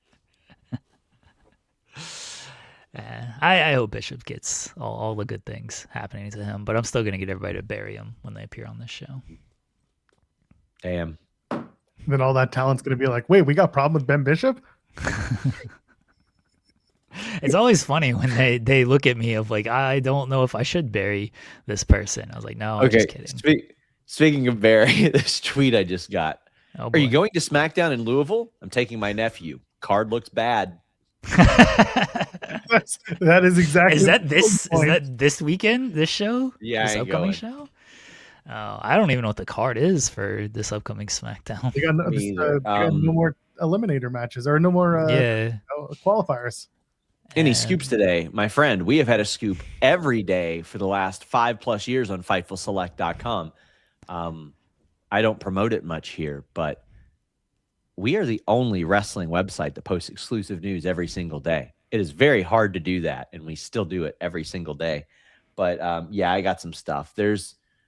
Yesterday, I felt like the chat I had with Rocky was so good. I ran down the entire thing because we talked about his feelings on New Japan contracts, on AEW taking New Japan talent, on the New Japan US cadence and what the future is there.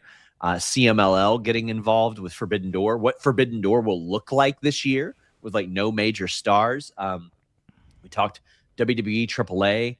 Talked a lot of stuff about that. We talked about AAA and CMLL as well. Like that was so robust. Like I'm very excited for people to see that interview when it drops Thursday. But there was so much in there. I put that up on Select yesterday. Kate will be at New Japan this Friday. Rocky tells me they have 2,000 tickets out for that. They hope to get 3,000 out with the media push and all that. But he told me that he's actively scouting buildings when he goes with AEW that will kind of fit New Japan and all that. So that's kind of cool to see. But also on Fightful Select today, my official predictions preview betting odds show. Sometime it'll be either Thursday or Friday, SRS 10. You know what? I will decide on a match right here. That's what we're going to do. We're going to sit here and I'm going to decide what match it is that we are going to watch on SRS 10. I just know you guys are on the edge of your fucking seats right now. Are you sure you want to do that on this show? I think it should be the Doomsday Cage match. Got to be 10 out of 10. I ain't letting them pick. What, you think I'm high? Come on. Joel is on the show today, so. I think I am today. As I look, It probably a Tomohiro Ishii match, not a Kurt Angle match. Fair. I will do the Thunder Rosa Britt Baker lights out match or the unsanctioned match. That's the one I'm going to watch this week because I got a lot of insight on that. People are always asking about Britt Baker. A little insight on how I do this. I don't post public match ratings anymore, but if something is what I consider a 10 out of 10, I'll just mention as much. But every month I'm going through, I'm talking about one of these matches. I've got segments and promos and stuff like that as well that I've considered 10 out of 10, and I get behind the scenes news on those. So we will watch that together. The match will be on screen. We're able to get around that on the paywall, thank God. But okay, on the paywall we can get around that? Yeah, because we're not monetizing the videos. Oh. But when you turn on monetization and you make it public, then it's a different story. Plus all the ones I'm going to do are on YouTube already, so they're not going to be that hurt by it anyway. Yeah. They don't care about the extra 100 people that watch. So okay, well, this changes for Worst of the Weeds now. Well, that just means that Worst of the Weeds has to stay behind the paywall. That's fine. I'll keep it behind the paywall. Let's go. Super concerned More about value that. for Select. Yeah, I'm completely fine with that. One less thumbnail for me to do. I'd rather have the footage up there than just me and SP3 reacting to everything. I mean, I love doing it, but if we have the footage up there, it's even better. Also, I don't think I've appeared on this show. How long has it been? It's been a couple weeks, yeah? Yeah, it's been a while since you've joined us. I think you're on. Well, I wanted to pay my respects to an incredible legend of my favorite basketball team, the Toronto Raptors. Chris Paul has retired from the NBA. And that was his last team, technically. He retired a Raptor, as we all knew that he would. He went out on top. He probably demanded that trade to say, I want to be a part of the greatest franchise in NBA history. So now I can, Chris Paul, incredible point guard, retired. Vince Carter, incredible player, retired. Tracy McGrady. We've got a pretty good all-time team here. Hakeem Olajuwon. I was going to say Hakeem. Bosh. Yeah. Bugsy Pogues. Like, I'm just saying, like it's a pretty solid one. If I were the Raptors, I would make Chris Paul jerseys. How many do you think they'd sell? What is it? How many do you think that would actually sell? I honestly think that ironically they would sell quite a few of those. Yeah. That's probably true. Yeah. I was sad to see Chris Paul retire in that way. I wish he got a better proper send-off. Me too. But it's very funny because all the news that I heard about him like being a little bit difficult and changing stuff up, and I had heard those, and Jeremy knows from who, like a month before. So I was waiting for that to drop because the person I was talking to was like, I don't know if this is brutal. I didn't hear it before, but I heard stuff after. And so I was like, okay. I mean, could be correct. I don't know. I still like Chris Paul. So I appreciate you all for having me on and inviting me. You are always welcome, Sean. Bye, Sean. I wouldn't say we invited him. He just kind of shows up. He just has an open invitation. Yeah, and it's not an invitation. He just has to show up. No, it's an open invitation, though, so it's still an invitation. I mean, it's not like we just say his name and he appears or anything. Sometimes. Oh, that's fair. That's true. It has happened. Yeah, sometimes we just mention his name and he just pops up. It's true. AEW Dynamite tonight, live from Denver, Colorado, the home of Bobby Lashley. will we see the return of Lashley? Ooh, no. All right, well, glad we got there. More importantly, the home of the 2022 Stanley Cup champion Colorado Avalanche, although they're not in Bowl Arena. No, they're at the Mission Ballroom tonight, which is kind of like the Ball Arena because it's a ball room. So that's about as close as you can get to comparing the two. And Mission is a brand of hockey pads. So there you go. We're getting closer to making hockey references on this thing. Jake Gunsel's turned out to be a little bitch. I hope Brock Nelson is smarter than this, but Jake Gunsel, who's he plays for the Lightning, for those that don't know, who also skipped the White House ceremony. He said it was a timing thing for me and my family. I was definitely not denying the request to go. It's a dream come true to go. I was fortunate to go in 2017 when Trump was in office, but we have a lot of games coming up, and it's going to be a tough schedule. Oh, so he is a giant bitch. Yeah, that's unfortunate. So Jay Gunsel does not get the credit for skipping this. Brock, if you're listening, I'm sure you're not, but don't say anything. Yeah, just be like, I had other things to do. That's it. Just I miss my family. Yeah, just be like, I wanted to be with my family. I wanted to focus on the cup run. That's it. You don't need to say anything else besides that. Leave it at that. Just you know what's going on. Just chill out. You're cool. Anyway, Mission Ballroom tonight hosts AEW Dynamite live in Denver, Colorado. I'm sure that our formerly owned Will Washington is very excited for that. He's home. Mark Davis takes on Brody King in a match where two men are going to beat the shit out of each other and be very large doing it. I'm sure the Fuck Ice chants will be loud and proud in Colorado. I like that they do it. I know that there has been a little bit of conversation of like, I hope that Brody King doesn't get defined by just being the Fuck Ice guy, because hopefully this thing doesn't go on forever, being the real situation involving ice. At that point, it's like Brody's got to. I hope that it adds to Brody's popularity moving forward, and not that he just becomes plugged as the Fuck Ice guy. But anyway, just something that has been discussed in various circles. But this match will be a lot of fun.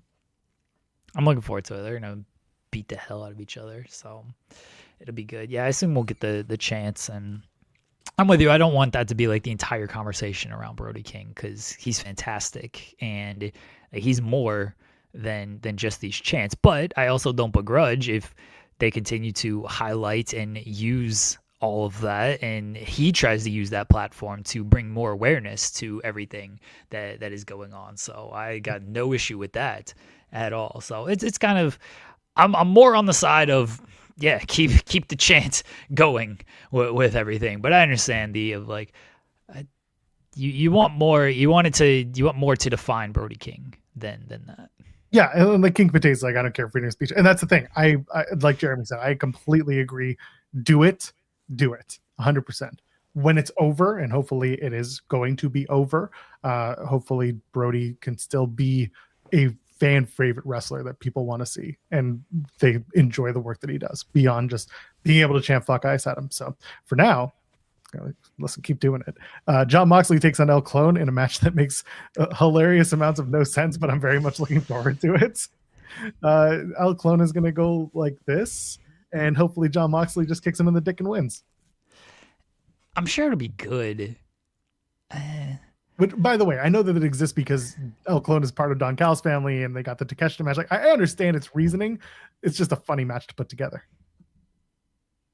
Yeah, it's gonna be good. It's sort of a styles clash, but Moxley's very good and like, all right, I'm gonna ground this dude. I'm gonna just rough him up, and Clone's gonna do, more lucha stuff and more flying stuff. So yeah, I think.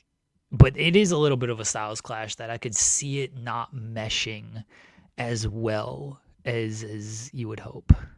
He's going to catch him in a bulldog choke. It's very possible. Yeah. At the end of the match. Possible. I think he did that once recently. Was that against possibly Hologram? I never faced Hologram because Moxley wasn't going to lose the Hologram, and Hologram never lost. You're right. Maybe Mascara Dorada during the C2? Maybe that was the match where he was really good, and then Dorada goes for like a top rope crazy move, and then it turns into a finish in a choking position. Anyway, either way, that's kind of what he's going to put him in a bulldog choke, and then he's like El Clone's just gonna like slip out and his mask is gonna come off, but he's gonna have another mask under the mask, and then that's how it's gonna work. Maskception. I'm fine with it. You know what? Let it happen. Orange Cassidy takes on Gabe Kidd. Gabe Kidd on Dynamite is a fun thing to see. I'm looking forward to that. Darby Allin going to be far behind. Do you think he finally made it out of the He was on desert? Dynamite last week wrestling. Yeah, I missed that part. Did he make it out of the desert where he was tossed 3 weeks ago? No, I mean, well, Darby was in the desert. No, he was on Dynamite last week because I complained about Tony Schiavone, and I meant to bring this up on Monday, but I forgot. I complained about Tony Schiavone being like, oh, this guy's weird. Like, what's he doing and everything? He's a little off. And then on Collision, Gabe Kidd came out and was like, fuck you, Tony Schiavone. You talking shit like this, and was ready to smack him around. I appreciated that from Gabe Kidd. All right. Well, then I missed it. But yes, actually, I also agree with you. I completely forgot that Darby was around. But good to see that he'll come back tonight and beat up Gabe Kidd after the Orange Cassidy match. What do you mean come back? Darby's been back. He comes back every week and interferes against Gabe Kidd. Yeah, exactly. So another week and another, interference. Maybe Orange Cassidy will get beat up. They'll turn it into Cassidy and Darby versus Gabe Kidd and Roderick Strong. I'd have Gabe Kidd win this match, especially if you're gonna set up a Darby and Gabe Kidd match for Revolution. He should probably beat Orange Cassidy. I love Orange Cassidy, but they just lost last week in the tag team match. I know he didn't get pinned. It was Clark because Darby and Gabe were fighting. But yeah, I'd probably give him a victory here to build the Darby match. The women's tag titles are on the line. We talked about it at the top of the show. Babes of Wrath take on Megabad. Megabad will have Lena Cross in their corner. And Babes of Wrath currently have no friends. So they might have the inspiration by the end of it. Who knows? Nah, I think we got Megabad as the new champions. Unless they go to a random, they beat him again. But at that point, it doesn't really do much for Ford and Bane. Unless Bane's going to unload on Ford and that's it. She's going to walk out and it'll be Lena Cross and Penelope Ford moving forward. Why wouldn't it be Lena and Megan moving forward? I mean, I wouldn't be against that either, but I thought more Megan Bane would just like hightail it out of there and just be like, I'm done with this shit. I'm going to go after the women's championship. Yeah. But I don't know, you go for the titles you want. I don't know, Ford and Lena Cross could be fun. Well, Megan Bane's like, I'm going to go after it. Well, then she's got to go after Tekla right now, which doesn't really fit. So maybe they're not. Honestly, I could just see Megabad winning. But also Babes of Wrath, I don't know. The TBS title still hasn't been defended. No, they did the TBS title versus, it was an Eliminator versus Julia Hart. Too many titles. Was that a collision? Was that an Eliminator? No, that Julia Hart match was for Willow. That was a that was a TBS title. An actual title match. Yeah. Okay. Well, either way, I just listen. No, I think over one people or over one group of people. She defended the TBS title last week in the 4-way as well. Oh shit! I forgot about the 4-way. That's why. You forgot about everything on Dynamite last week. Clearly, traveling last week, dude. I don't know what's going on. I would put the titles on Megabad here. I thought they were going to win them in Australia. I thought that would have made sense, and it's largely I think they wanted to do it because Harley was gonna they wanted to give her a victory after she lost last year, which is fine. But it just makes more sense for them not to have the titles. Let Willow defend the TBS title, make that title mean something. I mean, we're getting closer to a Mercedes return because she's got matches coming up in different promotions, and I don't think her first appearance is gonna back from this hiatus is gonna be like a show in France or whatever. So does she have CMLL first, or does she have France first? Well, I don't know her order. My point is I don't think it's going to be anywhere but AEW, and you're running out of AEW shows for her to have that first appearance. So it would not surprise me if we see her back tonight. Yeah, I mean, I've been kind of on the same train with that. I'm just curious which comes first because she's got CMLL. Okay. Yeah, CMLL is March 6th. Yeah. Yeah. I don't know. I didn't know if she had anything before that. I didn't think she did, but I know she's got a lot of stuff coming up, and I assume, again, her first appearance is going to be AEW, which means you got to do it this week or next week. I mean, what if it's not that? What if it's all of these the Monet March Madness tour is her dropping all those titles before she comes back, so that she's more disheveled than she was when she left. I don't think she's doing Revolution because she's in France the night before, by the way. Maybe. All right, then. Yeah, if she's not going to be at Revolution, then maybe. I mean, Mercedes is crazy. She might make that trip. You know, she would. No, don't get me wrong. It's a hell of a trip. TK getting the private jet going. You know, I'm not. I made reference to it before, and people were kind of pushing back. Like, no, she's in France. It's like it's not Australia. Like, it's not impossible. It's a fucking far flight to do, but she would do it. Don't get me wrong. But yeah, no, she's pretty packed. Like, she's got CMLL on the 6th. She's off to Italy on the 8th. She's got France on the 14th. She's in the UK for Rev Pro on the 21st. And then she's got Winnipeg on March 31st. She could come back in time for the Western Canada swing and then do Dynasty, which is April. So you think she's going to lose a bunch and then come back? Well, that's the problem, is because when she lost the TBS title, that kind of sent her into that tailspin on TV, and we haven't seen her since then. So for those who are like super into Mercedes outside of AEW, they're going to know the lore of like she's more frustrated than ever. For AEW fans who are just watching AEW, which I understand, like there are more people who are following the indies if they're AEW fans. They maybe for those who don't know, they're just going to know she's disheveled. They're going to have to talk about the unraveling of Monet. Her coming back with a bunch of belts after losing all the AEW ones kind of looks weird to me. She should come back empty-handed and be on the rebuild. To me, that's what it should look like.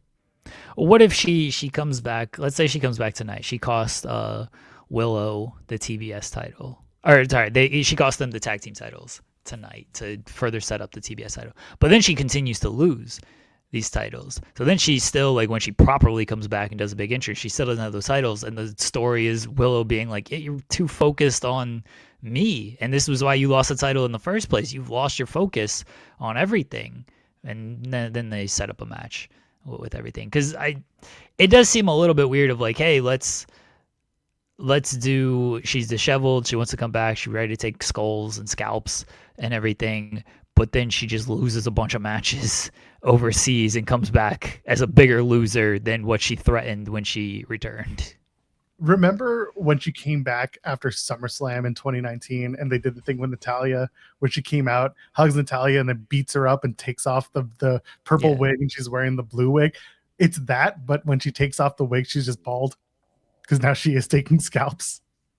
And she's gone crazy. She's gone Tank Girl. That's how you bring her back, and she's lost all these matches, and she's just gone crazy. I made reference. She can be bald. She can be whatever she likes, but the point is, if at one point there was talk about her being partnered with the Renegades, and I've said this before, if there was ever a time to do that partnership, it would be to go after the tag titles, have the Renegades beat the Babes of Wrath, and then she begins I'm taking everything from everyone who wronged me, and these are my conduits for the tag titles, and then she goes after the TBS title, and then she's going to go after the women's title, which shouldn't be on Tekla when she goes and faces her for the world title, because unless she's a babyface, Mercedes, and again, this feels like Mercedes is going to eventually be a babyface out of all this, but you can't bring her back as a babyface unless she like surprises everyone with a big moment where she is a babyface moment. I think she returns tonight. That's my prediction. She returns tonight. That's fair. I'm more willing to accept that she comes back in April, just given what she's got going on in March, because it feels like she's going to all these places where she has titles and possibly dropping them. Persephone could be winning the CMLL women's title, and then it all kind of falls from there. Okay, we'll see actually who wins, because I think it's still Persephone versus Olympia to figure out who's facing Monet. To me, it's Persephone because they love her. They like Olympia, but I think she's newer, not as pushed, not as skilled as Persephone. But that's just me kind of watching CMLL on the sidelines. But we'll see. Again, I would have Mercedes kind of drop everything, come back, have to rebuild, maybe build a baby face out of her from that, where she realizes she doesn't need all the titles. She needs to this is so hokey to say it this way, but she needs to believe in herself so that she can win the world title that she's been, that's been eluding her this whole time, because she's gone about it the wrong way the entire time as a bad guy, and it continues to cost her in the end. But now she finally has that she always had confidence, but now she has the grounded confidence or something that gets her to that point where she wins the title and people are behind it. Where it happens, I don't know. People are going to say it all in, and that's fine. But to me, Mercedes being a babyface will eventually be a big deal. Here's how I would do it. Let's go. She returns, I don't know when. Let's say a month from now, a week from now, tonight. She pulls up in the car, the limo, whatever she's in. She's not driving. She's too big of a star. She's a star. That's right. But she sits there as she pulls in. She sits there and she just thinks about, just things of like, am I ready to do this? Am I ready to return? The last time I was here, I lost everything, even though it's just one title, but everything. I lost everything. Am I ready to do this? And then you see a hand and it knocks on the window, right? And she turns and the camera turns. Camille is there for her to remind her of who she is.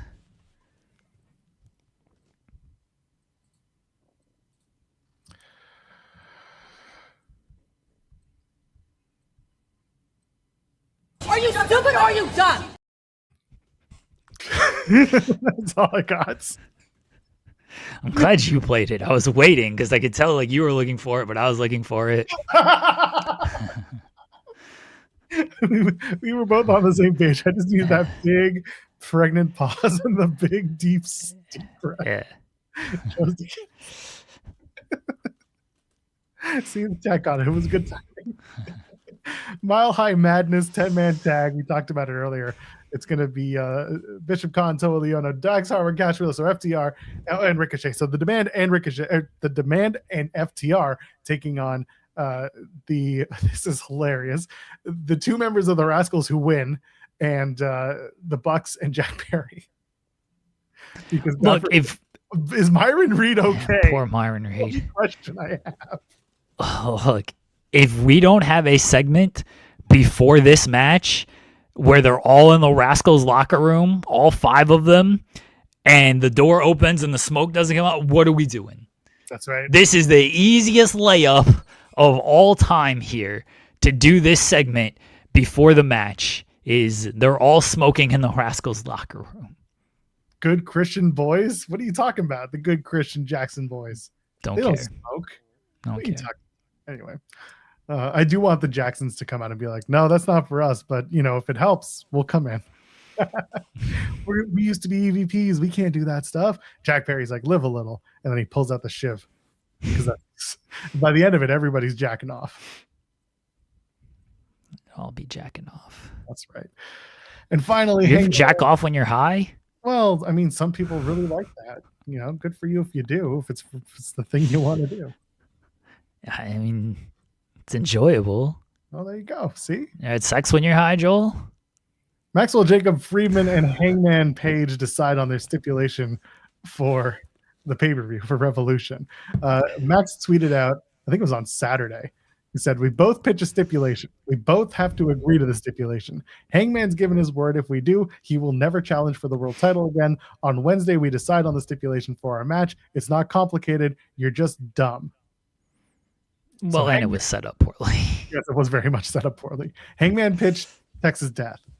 MJF has, I guess tonight he's going to pitch his match, whatever that is.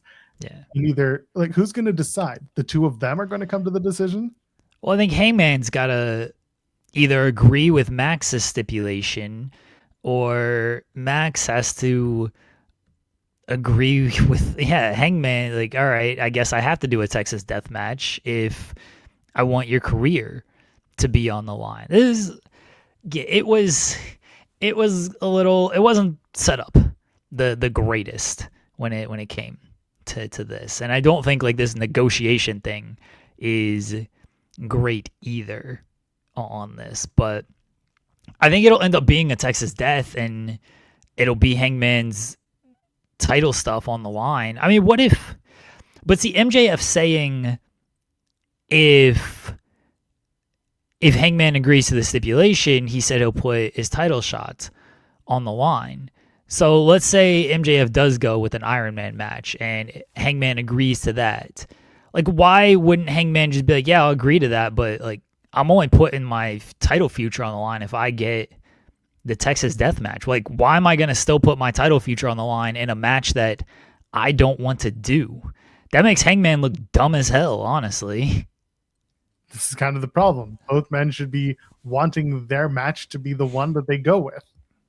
But if each of them are going to push for something, and there's only two people making the decision, and they're both at odds, they need a third person to decide. So either what are they going to do something absolutely dog shit, like not dog shit, they're like batshit crazy that they decide that it has to be the way, or are they going to do something where they let the fans decide, or is it going to be a Tony Schiavone stands up from the desk and says, "I've been told by Tony Khan that it's going to be like," how do we get out of this? And it could be that they have to do my thing, you have to do this, or to do my thing, you have to do. They gotta find the balance that makes one of them accept the rules of the deal. It's a negotiation. Yeah, an Iron Man Texas Death Match. Maybe Honestly, that's what it is. They might. Maybe that's what it is. Yes. Give me a second while I just. There we go. If you're gonna come to our chat, don't be a dick. And if you think you're being funny, you're not. So here we are. Like, I thought it was a good joke. We're like, well, stop telling me I should be fired from my job. Go fuck yourself. Anyway, we're back. Fuck your mother. Anyway, dog collar match. They could do that, or an Iron Man match. The Iron Man Texas Death works for me. That'd be fun. Yeah, you can't do like a dog collar Texas Death. Like a dog collar kind of is a Texas Death. So just do all of them. Just tell them it's going to be all of them. Just all the matches. What if they do a 3 stages of hell match? Oh, let's go. 3 stages. And what 3 stages would we have? Texas Death, Dog Collar, and Iron Man. The Iron Man match is a full 60 minutes, and then we do the other 2. Okay. Yeah. But do we do the Iron Man match first, or do we do it last, or in the middle? Where does we do it in the middle? Oh, fuck. That way we're guaranteed. I mean, it's already guaranteed because I don't know how many 3 stages of hell matches actually ended with 2 straight falls. I'm pretty sure there hasn't been one. I think there's been one. Has there 3 stages of hell? I'm not talking 2 out of 3 falls. I'm talking 3 stages of hell. Maybe it has. Maybe it has. I don't know. 3. I don't feel like any 3 stages of hell matches ever done just 2 matches. It feels like they've all gone 3 stages. Because you've told us you're going to do them. What are the 3 stages of possible hell? 3 stages of maybe? 3 possible stages of hell. Oh, this all sucks. Anyway, it's a 3-hour match. Yeah. Do the shark cage, but what could you put in the shark cage? The title? I don't know. Jet speeder in the shark cage. They don't. Get they them on don't the care pay-per-view. enough. Yeah, they don't care enough. 3 stages of it's fine. That's true.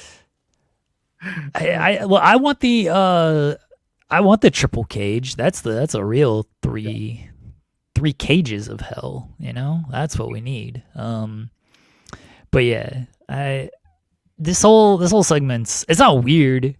Just the setup was, I think, a little bit off, and so they had to save it in some way.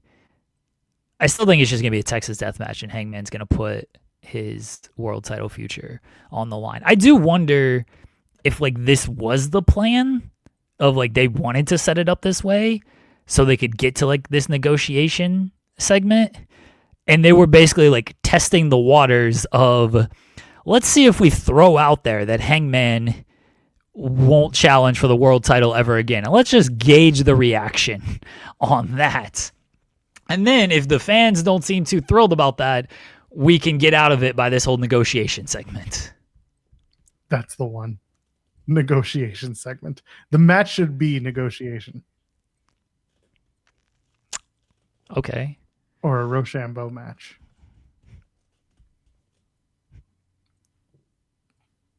Who can kick whom in the dick harder? Yes, I know what Rochambeau match is. It should be that. Yeah. Okay. Yeah. That's how you win wrestling matches. Okay. You kick your opponent in the dick. Richard Holiday knows. Yeah, he does. Yeah, he's got that. Yeah. He's got that finishing move. He's got it. That's right. It should be a debate match. We've done that before in AEW. Remember Moxley and MJF? Oh yeah, It wasn't a match, but they did a debate on Dynamite once upon a time.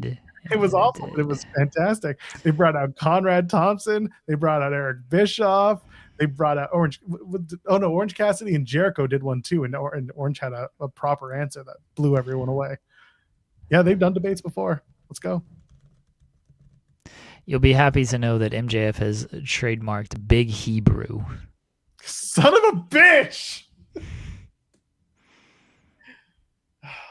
Big Hebrew. What does that even mean? What does it mean? If I get him at the Dynasty presser, I'm going to ask him, what the fuck is a Big Hebrew? Oh, Hi, I hope you get to ask MJF a question. He's gonna destroy you. Right That's gonna be hilarious. Hi, noted Jew. Joel Pearl from Fightful.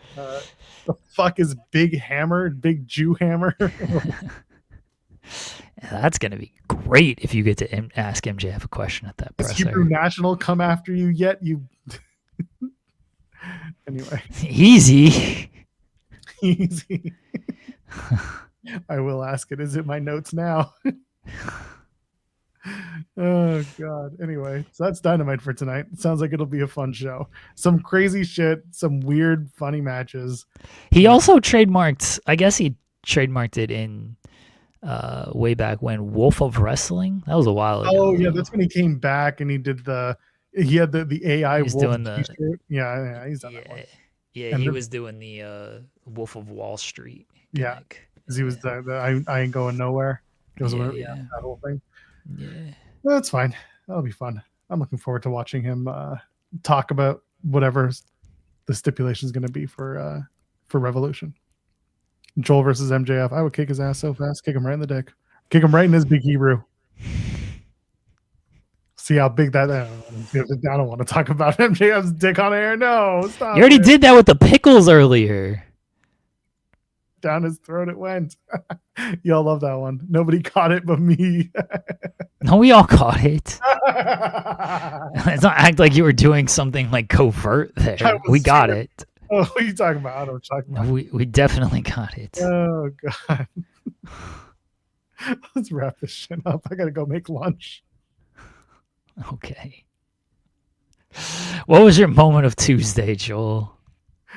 Thea Hale wins the big one, brother. Why does everyone... I'm going to start doing my moment first because everyone just takes mine now. Well, then stop offering it up. You guys know what I'm going to pick, and you're not original, and No, so you just... We just want you to have to think on your feet again. That's all I do all show. That is, well, you know. Lola Vice joining Dark State is my moment of Tuesday.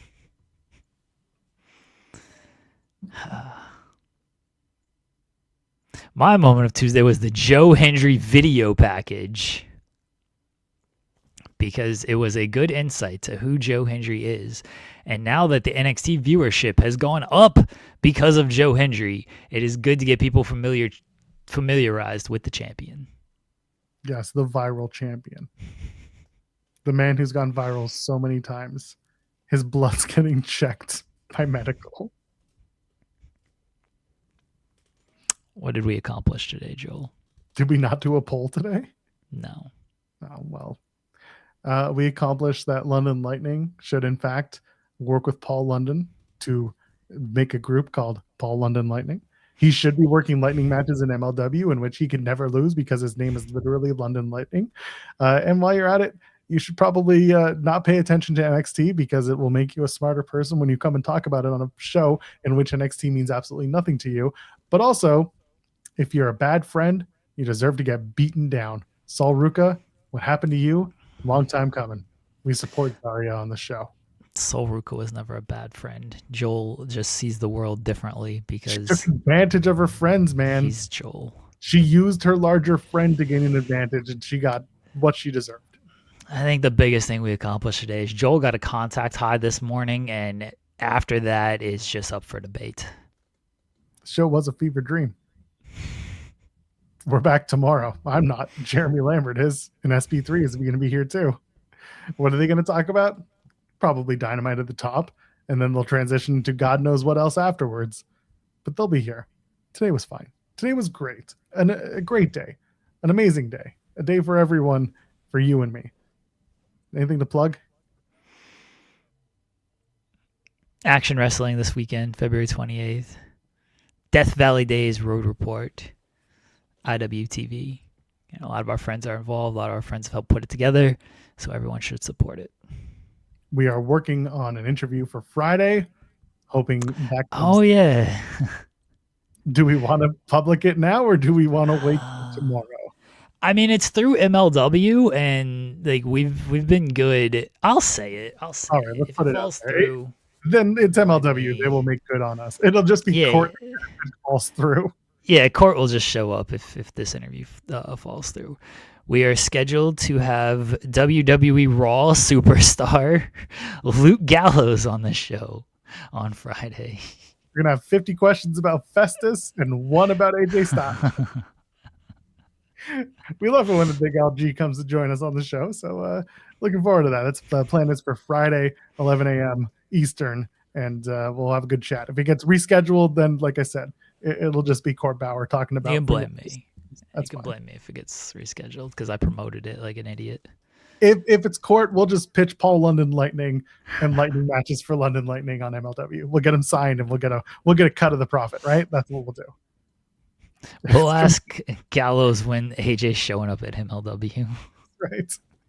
So that's the crossover we've all been waiting for. Was it a 1-for-1 deal? Is this an agreement? Are you guys cool now? AJ Styles versus Cross for the MLW title. That's what's happening. Oh man. So there you go. That's the plan for Friday. Hopefully that's what happens. But for now, Thursday is tomorrow. Today is Wednesday. Leave a thumbs up on the way out. And it was a good one. We've been on a run of good shows. So ladies, gentlemen, friends beyond the binary, we'll see you in the next one. Cheers.